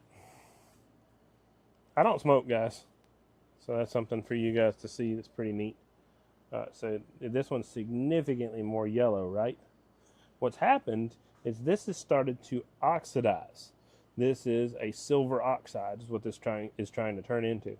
And this, of course, is just regular silver without the oxide. So you guys understand there's a cool thing that happens with silver oxide, though. A lot of guys are like, oh no, it's oxidizing. That stuff's going to be junk now. These connectors are crap. Nope. The cool thing about silver oxide is just as conductive as regular plain silver. Hey, what's up, 748 out of West Coast of Canada? Hope you're doing well, man. But yeah, that's pretty cool. I will fiddle with this stuff later. I will clean these up on my own. That's my fault for leaving them out and realizing that it changes the color. So now I know what it does to them. So I will set 2 of them right here and we'll get to work on this.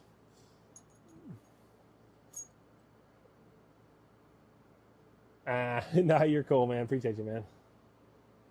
Copy their stuff at work till 3 a.m. I will do my best and to not bug you too much. Waving a hand, D, man. Hope you're doing well, man. Heck yeah, thanks for saying hello. Thanks for stopping in and checking out the live, man. I appreciate you. D-Man's been around for a long time, since the very beginning of my RF supply for the most part. I don't think he was too far from the very beginning. Within a month or two. Maybe 3-4 months, I don't know. I'm not sure. I know he was with, I think, yeah, he was with me at the beginnings of my page. I've got to find my razor blades right here. So we're going to cut this jacket back.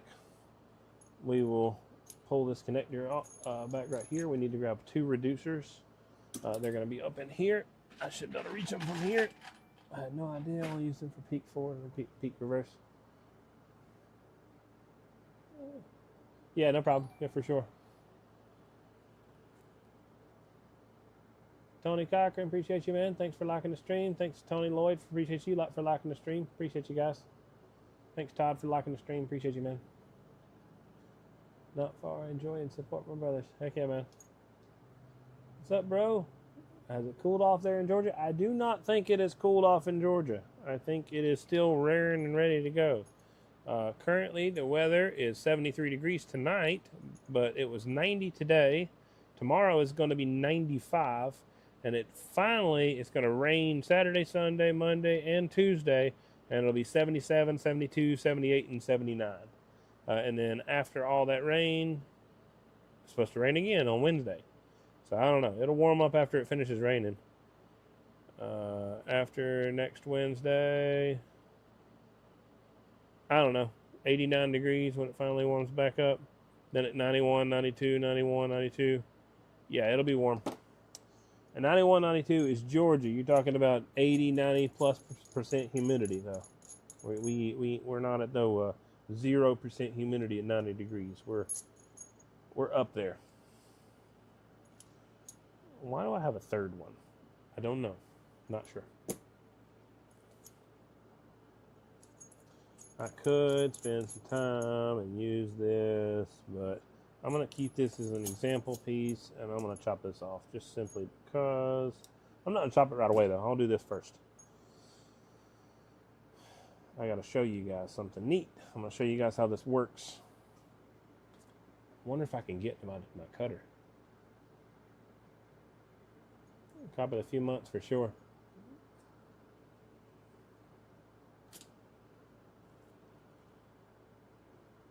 All right. Any questions? Y'all guys feel free to ask. We're working on some RG400. I think we can zoom in on Facebook and on TikTok. If you guys would like me to zoom in, just put in the comments, zoom in. If you guys do not comment anything, I will assume you are okay with the camera angle that it's at right now. So your vote has power. So whatever you comment, whatever you say, you'd be surprised how few people it takes to get me to change what I'm doing. So when you vote for something and you say it, then you might be the only one who goes around and types something in the screen. It's been raining a lot in Columbus for sure. I was down there Monday and Tuesday, and now up in PA at 63 degrees. Jeez. I was in Illinois just the other day over in Joliet, and it was I don't know, it's probably 80s, maybe 85. I think it was a bit warmer. It wasn't no 63 degrees. That's freaking nice. Excellent temperature there.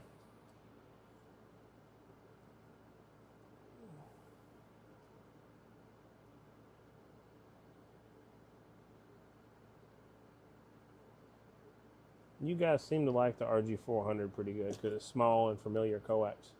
Like I said, I'm happy to zoom in if you guys want me to zoom in. So I gotta grab some heat shrink. It's gonna be sitting right over here somewhere in my pile.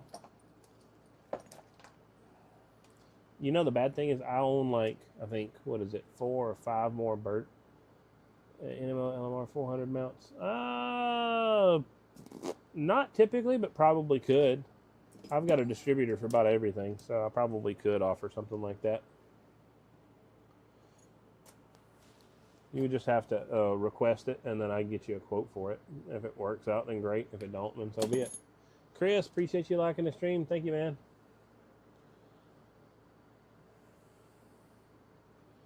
What is this right there?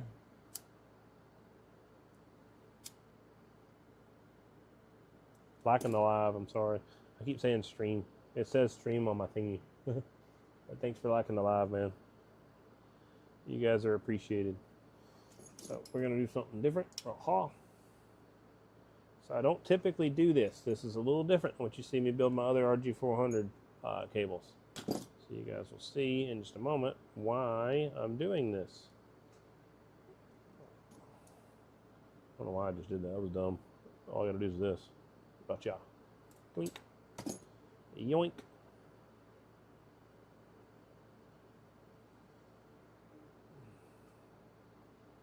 Alright, so we're going to grab this. I've got an extra ring. I'll just use this one over here, I suppose. I'm just going to borrow it temporarily, and we will do this. No, offering that is high quality, low loss system in the 400 plus megahertz range. Yeah, sure. Feel free. Like I said, you are more than welcome to request it, and I can build a custom connector. I am an RF supply company. This is stuff that's in my wheelhouse. It's not exactly what I do, but like I said, I can build it. That's stupid easy for me to do. Not being cocky or nothing. I'm just saying in general. It's just let's just say I built a lot of coax. I'm not trying to make it something more than what it is. I built a lot of coax. I'll say that much. So this is going to be annoying for me because I got a monitor in my way, and normally I like to pull this thing down further out of my way. With it up here, it's going to be throwing shavings up here on the bench. So we're going to use just a general purpose rag as our catch-all, and we'll just deal with it that way, I suppose. Oh, I can't get back there, dang it. So this is what happens when you put up a monitor. I'll have to move this screw somewhere. I'm gonna cut it down real quick. So I've got my Dremel that's up here. It sits up there, and now it can't sit up there. It's got to come down. Down, down, down. Oh yeah, there we go. Cool, got that. Oh, this is pretty sweet. That's a good spot to put it. That'll work just fine right there. It's really, really close to where it was, and it'll hang out just fine right there. Not really. It's kind of in the way of the computer now, but it'll be all right. We'll survive. We'll be live to complain another day. So now I can pull this forward. You guys can see the wire coming in our way. Turn this booger on. Watch your ears a little bit.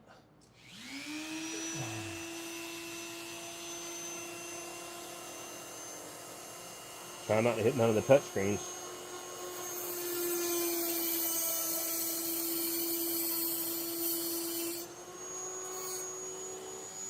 Most likely I'm going to do another cut, but I'll show you guys in a minute, or right now really, what I'm going to be doing. What's up, Robert? Yeah, thank you, Strange. Appreciate you, man.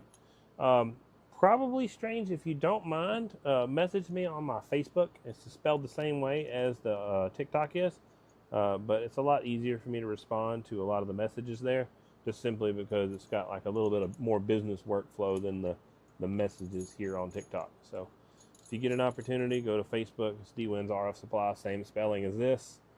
Actually, it's got an apostrophe S in there, and it's separated words. But other than that, it's the same exact spelling. On Facebook, it's actually the URL is facebook.com/D-Wins RF Supply. No dash, no apostrophe. So you can just do it that way.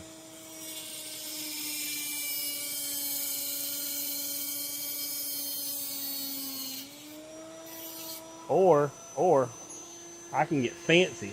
Y'all ready for the fanciness? We gonna be bougie today. Papa Smurf, if you're still around, I need your address. You do this right here. Take this right here. Take a screenshot with your phone and scan that with another phone. It'll take you straight to my Facebook page right there. So if you feel like taking a screenshot, pop that booger on there, and you can get. That'll take you directly to the Facebook page. You can't see that on that camera. I'll have to work. Oh, let me change the focus. Focus. Ta-da! That's just if anybody wants to screenshot the Facebook. Back to work.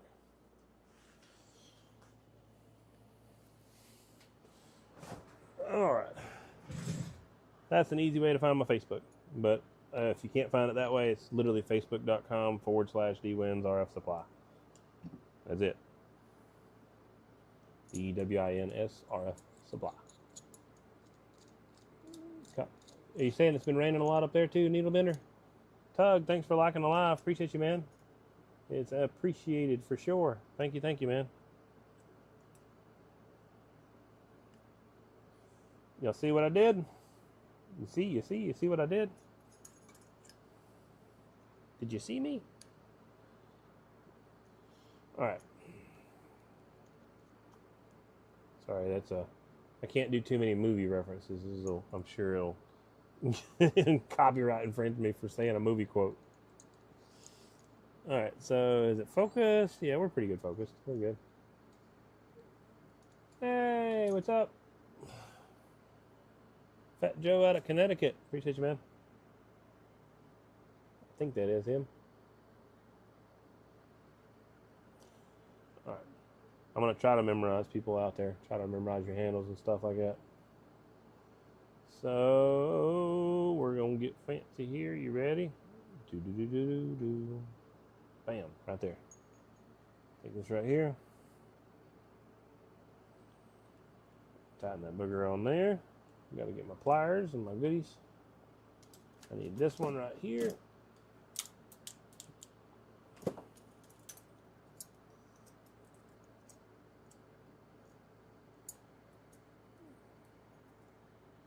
I copy. The new cameras are a lot better. So here's the question. This quality right here on this side. Of course, this one's, thank you. I appreciate the compliments on seeing my pretty face a lot better. Now, but the other camera right down here, is it a lot better or is it about the same? Any opinions on that? I need to quit doing that. I almost did it backwards for a second there.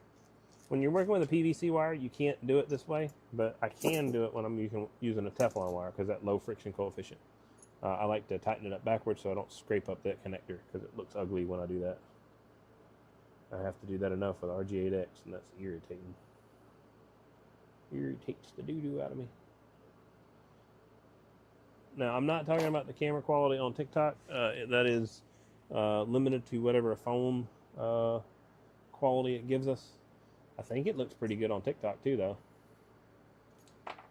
But I'm curious on Facebook and YouTube. What in God's name do I got going on over here? It is a gigantic mess. I'll get it unraveled and untangled and everything. Jeez. Okay. Expensive Habits, what's up? Hope you're doing well, man.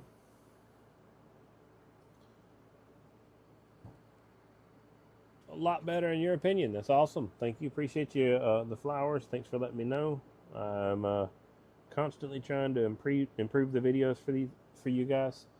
So if it is a lot better, that is really appreciated, because I don't think you guys know how much this cost me.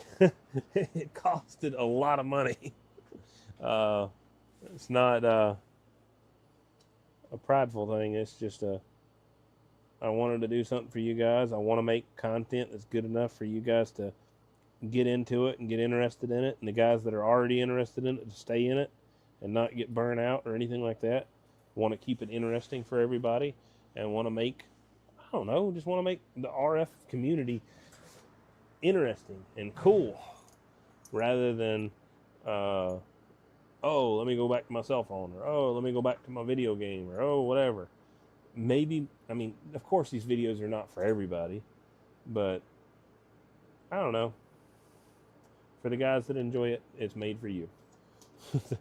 So that's why I'm trying to make the videos better and better as I go, and hopefully it will turn out to be a benefit in the end.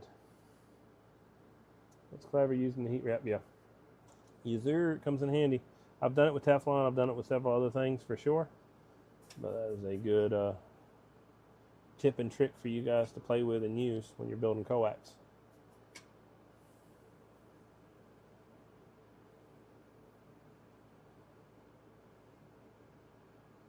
Gotta wait for this booger to heat up, I guess. We'll get there eventually. So I'm gonna turn the camera a little bit where I'm at a better angle for you guys to see, since my hand was in the way. I've learned to solder in really weird positions just so you guys can see what's going on.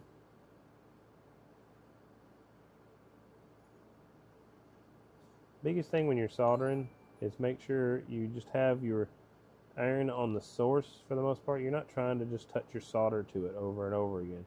You're trying to actually heat up the source itself. So, and then the solder will wick into that connection when it's just hot enough.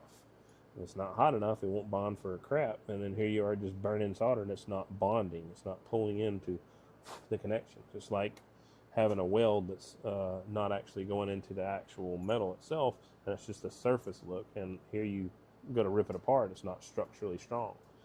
What makes what makes solder good for coax is it is an excellent electrical connection. It's not a very good mechanical connection, but it's an excellent electrical. Just thank you, movie star on my got me on the big screen TV, D-man. Appreciate you watching me on the big screen. I've had I think you said it, and I think somebody else watches me on the big screen too. Appreciate it for sure. Lillian 152, appreciate y'all liking the stream. You guys hope you guys are having a good day. Thank you for hopping in here and checking out these videos. It is appreciated for sure.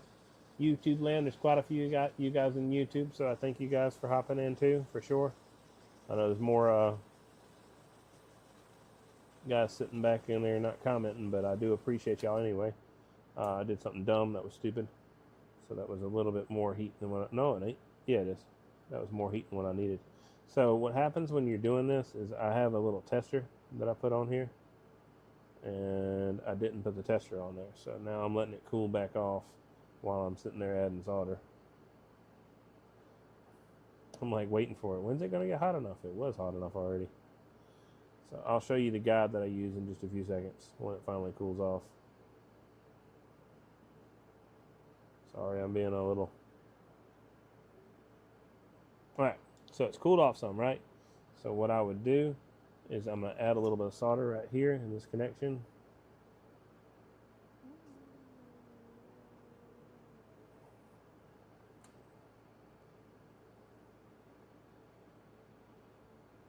Sorry, I got to start on a different spot. I made that one look ugly, so I'm going to do the other one. Do a different spot that don't look ugly.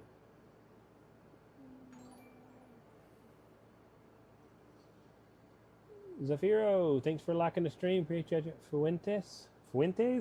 Thank you very much for liking the stream. Appreciate you, man.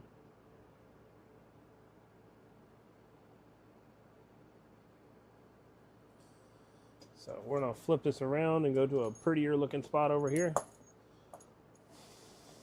We're going to cool it off real quick. I'm going to add a little bit of solder and bubble it up where it don't bond, right? It's not exactly bonded, it is kind of, but whatever. We're just doing this for demonstration purposes. I'll do another one in a minute. Hey, thanks for the roses there, Hank. Appreciate you, man. So I just heat this up right here, and I'm watching for that solder to wick in. It just sucked in right there. It's hot enough. It was already very close to hot enough anyway.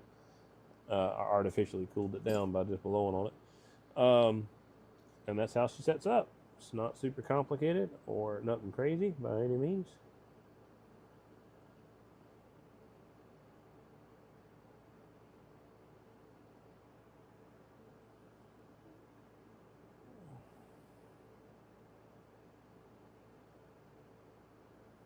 I'll get you guys on TikTok back on the other camera system. I think in 22 hours I'll be blocked off from that junk, and maybe, just maybe, next week I'll have it figured out and I won't be getting kicked off these lives anymore on TikTok. It was seeing the little thing where everybody liked my streams, and it was thinking I was faking my lives because Facebook and other guys were liking my stream. It was like, oh, you're showing when technically when you see somebody like the stream, it doesn't tell you where it's coming from. So when a name that's not on TikTok's popping up on the screen, TikTok's automatic algorithm's like, oh, he's cheating. He's got fake likes on the screen. He's getting banned. And unfortunately, sucks for me that TikTok doesn't really recognize that stuff, but whatever. I mean, I'm not gonna cry too much about it. I'll just turn it off and not do that no more. I can still tell you guys thank you, because I did. Would you guys like me to zoom in a little closer and see what I'm doing on this next coax connector? If you would like to, then let me know. Hey, thanks for all the roses there, Hank. Appreciate you. I don't need them. I do thank you for them for sure. I mean, I appreciate you guys liking the stream and hanging out. I'm not sure if the roses cost you money, but if it does, I appreciate it, but don't do it. And I make money building this wire and doing stuff for customers and things like that. This is kind of like my service to try to give back to you guys. Eventually, I'm sure when like millions of people or something like that see this stuff, maybe in like this pipe dream area of life at some point, when every video is getting 1 million+ views, that'd be great. Then I'll get paid from like TikTok or Facebook or something else from them, but I don't need to take money from certain individuals. I don't want that. But I do appreciate the gift. It is definitely appreciated. But if it costs you money, please don't do it. I don't need it. I'm doing well. I don't, unless you just feel like it's necessary on your end. It's not necessary on mine. I do appreciate you. I'm just glad you guys are hanging out. Where is my knife? Hiding in this corner right here. So, do you guys want me to zoom in on this next one? Yes, we got zoom in. So let's zoom in real quick. Let's pull our camera lens in real quick. Zoom, zoom, zoom. Nope, wrong way. Zoom, zoom. That's as close as I can get on Facebook. TikTok, I'll zoom in for you guys because Facebook and YouTube guys told me to zoom in. Get off there. I don't want to get too close. I'm going to stay on, I'm going to do like X marks the spot, and I'm going to stay right here. So we're going to, I have to guide myself because I am the world's worst at like moving all over the place. So I've got a little bitty, whatever, I'll use a Sharpie, who gives a crap. X marks the spot, right? All I got to do is remind myself to stay on the X, and then you guys will see what I'm doing. So something like that would be fine. Should be good enough for you guys. All right. So we're going to go ahead and do this next one. Now we're going to do it zoomed in so you guys can see what's going on. So I think you guys might enjoy it. Maybe you not. I don't know. We'll see. We'll cross that bridge when we come to it.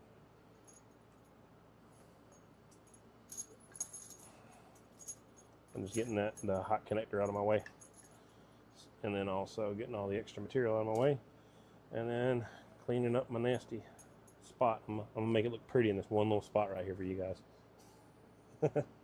So, this right here. Something like that will be fine.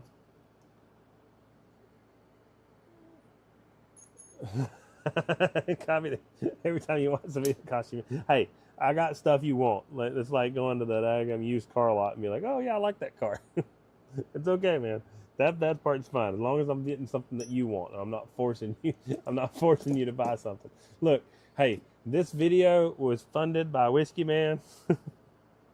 He hadn't paid yet, but it was funded by Whiskey Man since he found something he wanted to buy. Yeah, I'll send you the invoice. I'll finish that invoice up later, Whiskey Man. I probably won't be able to do it tonight, just because I'll be trying to pack some stuff. But I will, I don't know, I might try to do it tonight anyway, I don't know. Alright, so this is the last connector we're doing for tonight, so I hope you guys are going to enjoy it. So first thing, LOBR549, man, appreciate you, man. So, we are taking this coax and we're stripping it back. You could do it by hand. I've done it before, like this. So you have to grab and pull, grab and pull, grab and pull, and it's definitely work. It takes time, takes effort, but just get yourself a little pick, something like this. Don't have to be nothing special. Just grab a pick set, get the right angle one, reach in there. Don't dig too super deep or it'll get stuck. If you dig from like the bottom of the braid and then rip, yeah, sure, at some point in time it'll cause a problem. But just right at the end of the braid, just keep pulling. Anybody who's got kids that's got ever had braids, you would know that you need a pick. Pull the braids out, especially if they're double braided or something, which this is double braided. So I've never had kids who have braided hair, like super tight braided hair. So I learned this the hard way. I had a fellow who was working for me, and he was doing some work, and he was picking it with this. He's like, I won't do it without the pick. And I'm like, man, you just lazy. Here I am. I grab a hold of the pick. I'm like, man, that is easier. So he taught me something. So we'll stay in the shot right here. I'm just holding this stuff still for now so I can keep it in the video so you guys can see what's going on.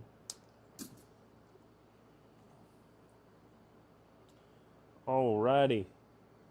So maybe you guys are, I'll wait you out tonight or lunchtime tomorrow. Okay, that's fine. In the hospital, give me time to catch up on this video.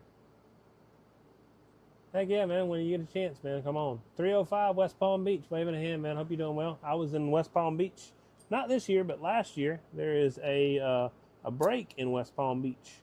I'm not sure if you've been 100 times or excuse me, if you've been before or been to several events or not.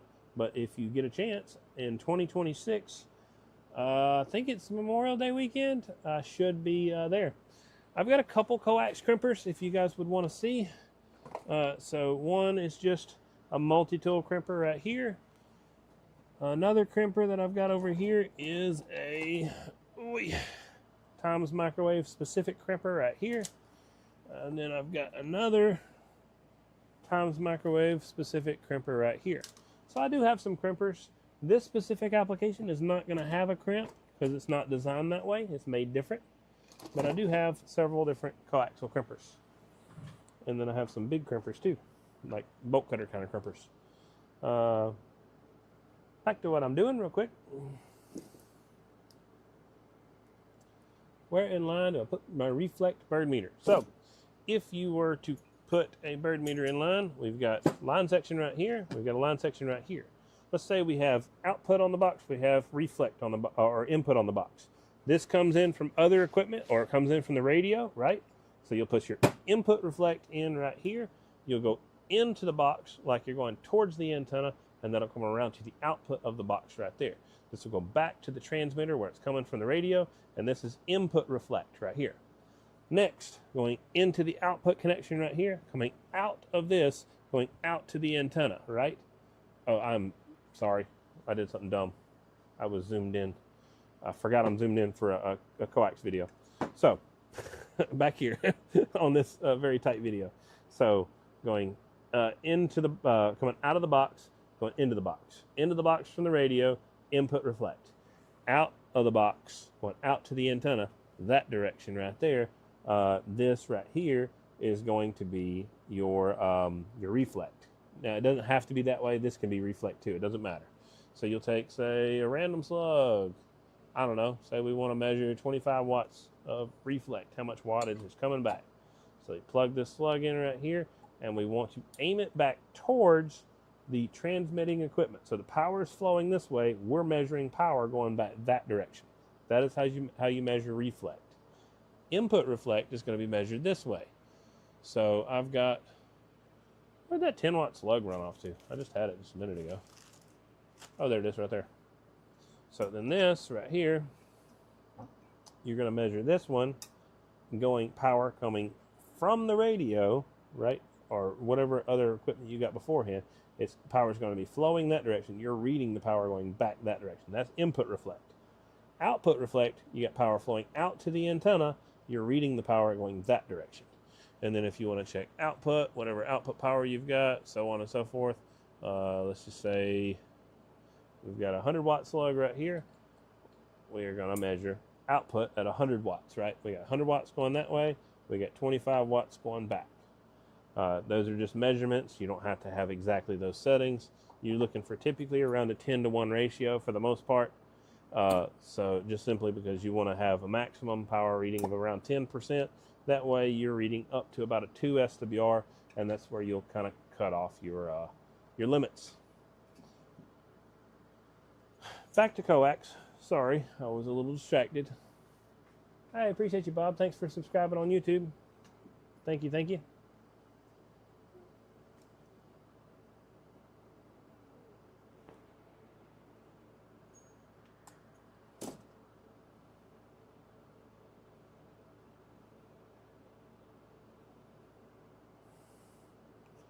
So from here, we'll take this connector, we'll get fancy with it, we'll throw our rag on over the top of this spot right here, and we will get our cutting wheel, and we'll get to chopping. I know, I gotta stay on the X, right?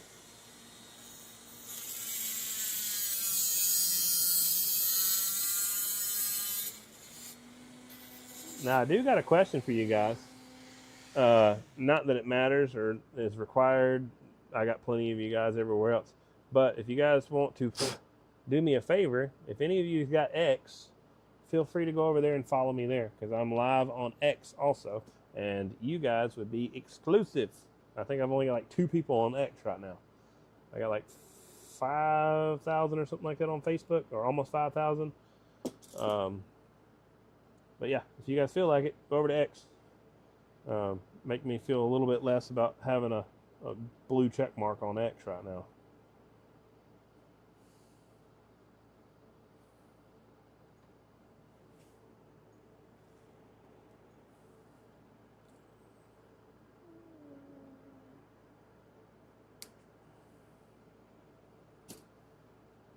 All right, so this is hard to stay on the X for this part right here. This is going to be difficult. We'll just hold it. Thanks for all the likes on TikTok. There's 1,900 of you guys clicked 1,900 times, so thank you. Appreciate that. I know Facebook and YouTube don't compare. I'll have a bunch more likes on TikTok. but that's simply because one person can click more than once. So I do appreciate you for sure. Whoever decided to tap their screen on TikTok is it is a thank you. I don't know what their algorithm does or how many likes I have to have in order to have like similar response as Facebook and YouTube, but I do appreciate it. Thank you guys. Did it again. Got to think about input reflect lines. Copy the input reflect line section too. Sorry about that, Whiskey Man. I done told you about something else.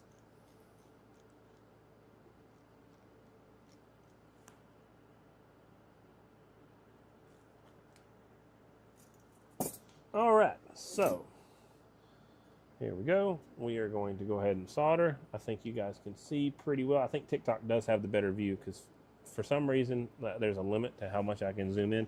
Is that blurry on... Nah, it's not blurry. You can see the details of my finger. It just looks blurry on this little small camera.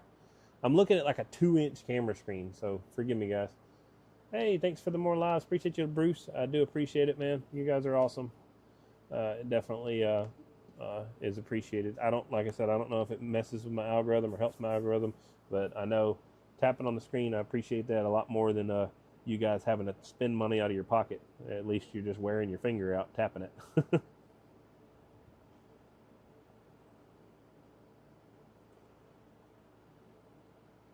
So you guys can see I'm just holding heat to it until it bonds, watching it wick into that joint, hold some more heat to it, and then let it wick into it. Now, if I had a wide enough workspace, what I would do is I would add the solder directly to the workspace. But when you're in a small work area, you can definitely, especially if it's a very small surface area, you can add the solder directly to the actual iron. Just try to keep as much of the solder going to the actual workpiece as possible. You don't want to get distracted with that. Now, I made a slight mistake, and we might see how bad I regret it here in just a few seconds. I didn't mock it up. I didn't try it and test it real quick and see if it fit, but I think we got it about right. So we will mock it up and test it real quick here.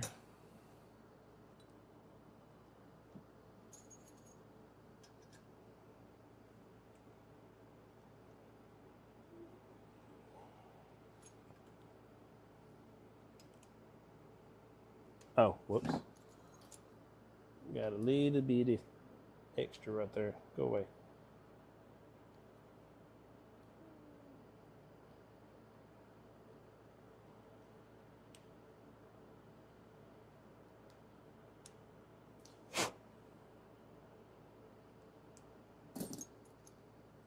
So we're just seeing how this lines up. See if it tightens up. If it doesn't, then what we're going to do is we're going to take, yep, just a smidge. So I have 2.5 threads to play with on this. So whenever I go and make this cut, it's a very, very small range that I can play with. I'll show you in a second, Bob. Take a look. That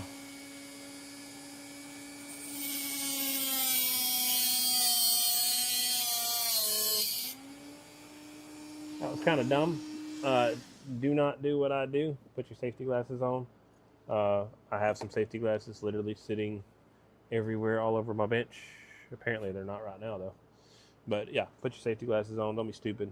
That could have easily, it hit right there by the side of my temple. So that could have easily hit my eye and been a pain in the neck and maybe even could have caused me some major issues later on. So definitely always put your safety glasses on. It's not worth it. Your eyes are extremely important. All right, so what we're doing, Bob, is we're not using this coax as coax. We're using this coax as sample line. So you see, whoops, getting a little aggressive there. Be careful.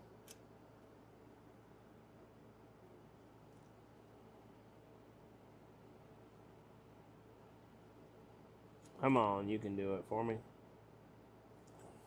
Not quite, just a little bit more. Could have done just a smidge more. Oh, I gotta practice what I preach. I'll be back. Hang on, let me get my safety glasses. I can't be playing the safety squints. Bad thing is, I literally buy I do not know how many safety glasses. I bought a bunch, but I don't see a bunch of them right now. And that's frustrating. And I'm about to buy another 5-pack just so I got them over here just sitting. They're all over the place though. I use them. Here's some safety glasses, but sunglasses. We'll use them. They're not sunglasses. They're actually really safety glasses. So don't feel like I'm lying to you or doing something weird. They really are safety glasses.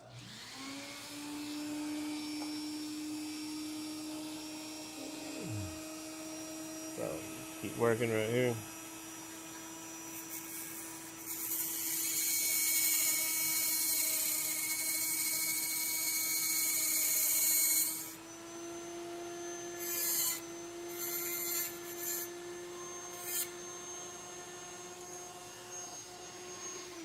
All right. Don't have to do the safety squints. I had the safety glasses on. So I didn't stay on X marks the spot. I'm sorry. I cut off the X. I should have put my rag back on there. See all that tiny little super small little fine dust looking stuff everywhere. It's a nightmare to clean up. All right, so what I'm doing here, like I said, screwing it in right there. Now we can screw this connection on the end of this right here. And now we have a bird sample line. This is not an output connector. This is a sample line for a bird connector. So I can go right here. This could go on an output connector, but this cannot. This is only designed and made for a sample line. Now, here I am. I thought I just measured this while ago. I gotta cut this one down too, so whatever. But yeah, still, like I said, these are sample line connections. That's what they do. They're a little different than just your regular PL259s. But they're also different than these right here. The DC connectors that screw on right here. The problem that I highly dislike with these connectors right here is the only connection you're getting to this setup right here. Yeah, that's the top. This is RG400 right here. This is RG, what is it, 58? Something like that. What is it? Yeah, RG58. But there's a spring in here. So it's a spring, goes up and down. It's about this yay tall. And all you do is take a solid wire and you're jamming it in the middle of the spring. And that's the only connection you have to that center conductor. I'm not a fan of that. I would rather have a direct connection like that. So that's what I do. So let me cut this other one down. This one's already cut. I'll cut this one real quick and then I'll be done with this. Put my safety squints back on so I don't have to squint myself. I can just put some safety glasses on. All right, this time I'm not going to be dumb. We're going to throw a rag on. Oops, not big ol' hole. Throw a rag over here, and we're going to grind this one down too, because we need to be able to screw this on with relative ease, not with difficulty.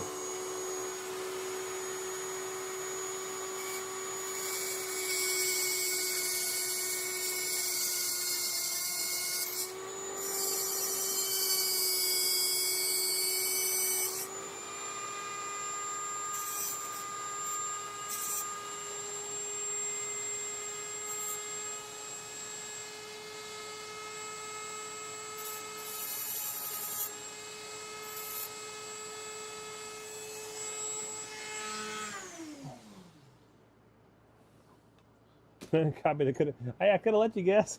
I'm sorry. I took the fun out of it. I apologize. So, next, take this connection, screw it on, tighten that booger up, just like that. Make a nice little indent. Da-da-da-da. And then da-da. So, these two are done. I'm going to have to take this one apart. It's not easy to cut it like this, so I'm just going to probably knock this connector off. I was going to show you guys like the difference on what these connectors look like and how I connect them though. So next I'm going to show you real quick, since I've got that one finished already. We'll go ahead and finish this one. I don't have to do this part. This is an extra part that I do. It's not a requirement for this connection to work. It's just me trying to go above and beyond. Oh, crap. What happened to the live? Whatever. One of the screen.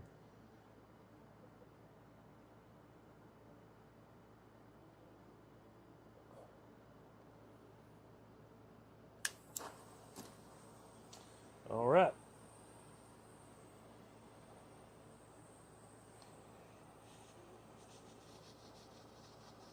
So I'm an RF supply company. It's D-Win's RF Supply. That's what I do. I do inch and 5/8. I do 7/8. I do half-inch flex, half-inch hardline. I do have some LMR 400, some LMR 600, some RG 400, a little bit of RG 58. Very, very little. That's only for like very, very specific applications. And then that's pretty much what I do. I build this stuff. I build high voltage wire. I've got a quote for some 100 kV wire out going to, I think, Australia. So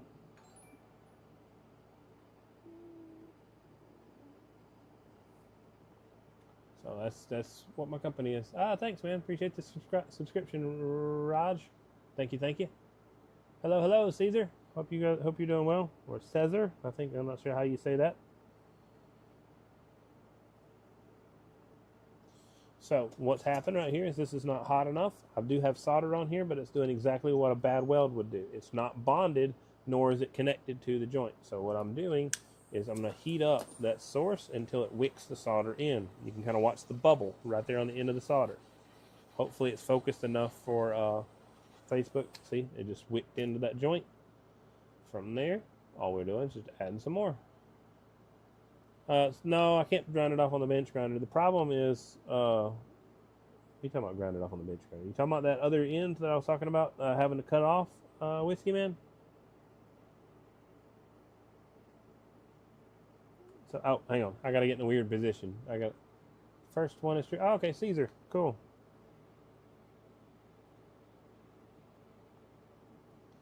Well, hello from Georgia in the United States of America. Hope you're doing well. I'm not sure exactly where you're out of. I got people from all over, so I don't assume at this point. I think the furthest I've had Indonesia in here the other day. We're hopping in the stream, checking it out.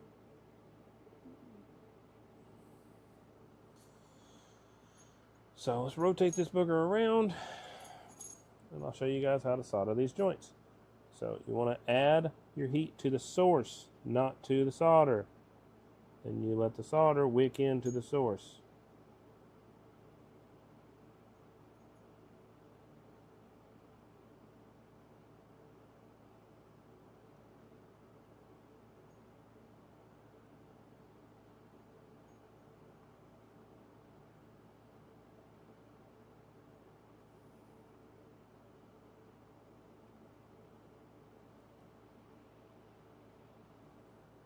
Alright, I gotta steal you guys' spot. That's too awkward of a location. So all I'm doing is just wicking that solder into that joint until it bonds and connects from the shield all the way up to the exterior body of the connector. That looks ugly for some reason. I don't know why. Maybe their silver plating's a little off. Alright, that'll be fine with me. It's a little ugly, but it's alright. I'll survive. This is RG400. Hello from Berlin. Hope you guys doing well.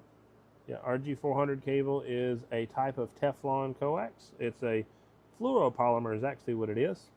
The center conductor is a silver-plated copper. The dielectric is Teflon, PTFE. The shield is a double-braided silver-plated copper. And the exterior jacket is fluorinated ethylene propylene, so FEP. It's also another fluoropolymer. This coax is commonly used in aircraft and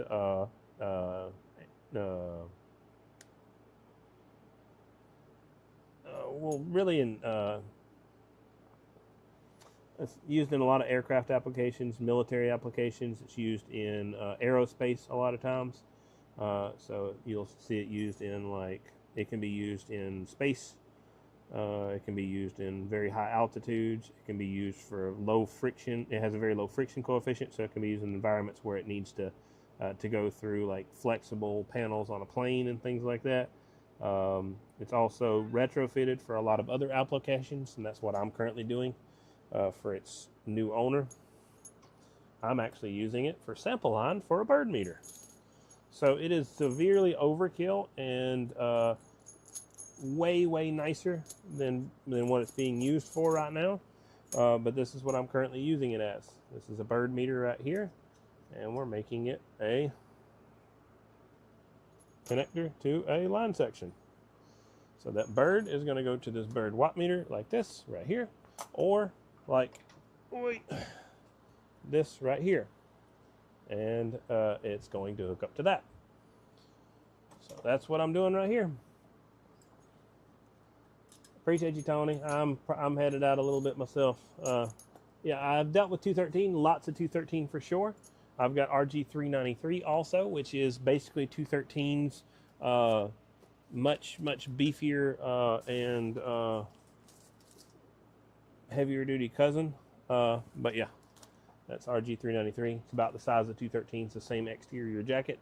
213 is good cable though, for sure. All right, guys, I am absolutely grateful you guys are hanging out. Thank you guys for checking out the live. Thank you guys for seeing what's going on. But we are going to go ahead and call it a night. If you guys want to see anything I do, it's DWin's RF Supply on the website, dwinsrfsupply.com. I'll zoom in later or whatever. I'll zoom out on TikTok so I can tell you guys bye, because you guys can't see me. So see you later, TikTok. See you later, YouTube and Facebook. I have got more work to do. Lots of other stuff that I got to get done. I was working on some 1/2-inch flex today. That's right here. And then I was working on a smaller run of some more 1/2-inch flex with a 7/16 DIN connector. Also, Papa Smurf won a hat earlier because he said the slogan for the RF supply. And then AM Power or Adam won the other hat that we gave away afterward. It's DWin's RF Supply. Hope you guys enjoy the stream. If you like it, feel free to push a like. If you like it enough, feel free to subscribe, and you'll see more videos like it. I will be back most likely next week on Monday. I'm here Mondays, Tuesdays, and Thursdays, usually in the evening time. So feel free to check it out. Thank you guys for hanging out, and I will see you guys later. Y'all have a good evening. Good night, D-Man. Good night, BR549. It does not have more loss than RG58 though. RG400 and RG58. RG400 would have less loss than RG58 because I have RG58 here. RG58 would have significantly more loss. Per cable size, this would have less loss than RG58 would. Per cable size, RG393 would have less loss than what RG213 would. But again, when you're talking about jumpers and things like that, it's not really that critical, so I wouldn't worry too much about it. But definitely even that 1/2-inch flex over there is significantly less attenuation than that stuff. Charles, I was working on some Coax. This is RG400 right here we're using for sample line on these bird meters. But I am use it for your SAT feeds, SAT LNA feeds. Appreciate you guys. DL9PKT, waving a hand, man. Appreciate you. If you want to win, hey, 549. Yeah, it's the slogan is if you always win with DWin's RF Supply, or you always win with DWin. Todd, I think, was the one who voted for that one. We had a whole little competition, and everybody voted for a bunch of slogans, and that's the slogan you guys ended up picking. I'm not trying to be cocky or anything like that. It's not a slogan I would have picked. You guys picked it. So thank you guys. Appreciate you guys. Y'all have a good evening. Thank you on YouTube. There's a bunch of you guys hanging out. Facebook, there's still plenty of you guys hopping in there on there, and thank you guys for on TikTok for hanging out too. If you guys need anything else, give me a shout. If you want to message me, feel free to message me about anything specific or technical. I will be back on Monday. Thank you. See y'all later. I am going to go ahead and end it, and I'll see y'all later on. Thanks for hanging out. So there we go. Now on here, see y'all on Facebook and YouTube. I'm out. So, I got to show you my little camera. Let me show you. The guys from Germany. Look, I've got a little camera right here. Look, watch what it does. Zoom out. It'll zoom in. I come in close. Then zooms out. Go over there and it follows me. All right, that's enough playing with that. See y'all. Y'all have a good evening. See ya. See ya. I gotta find the other one over here. Oh, I'm gonna do something cool in here. I get to play around on this one. So click this.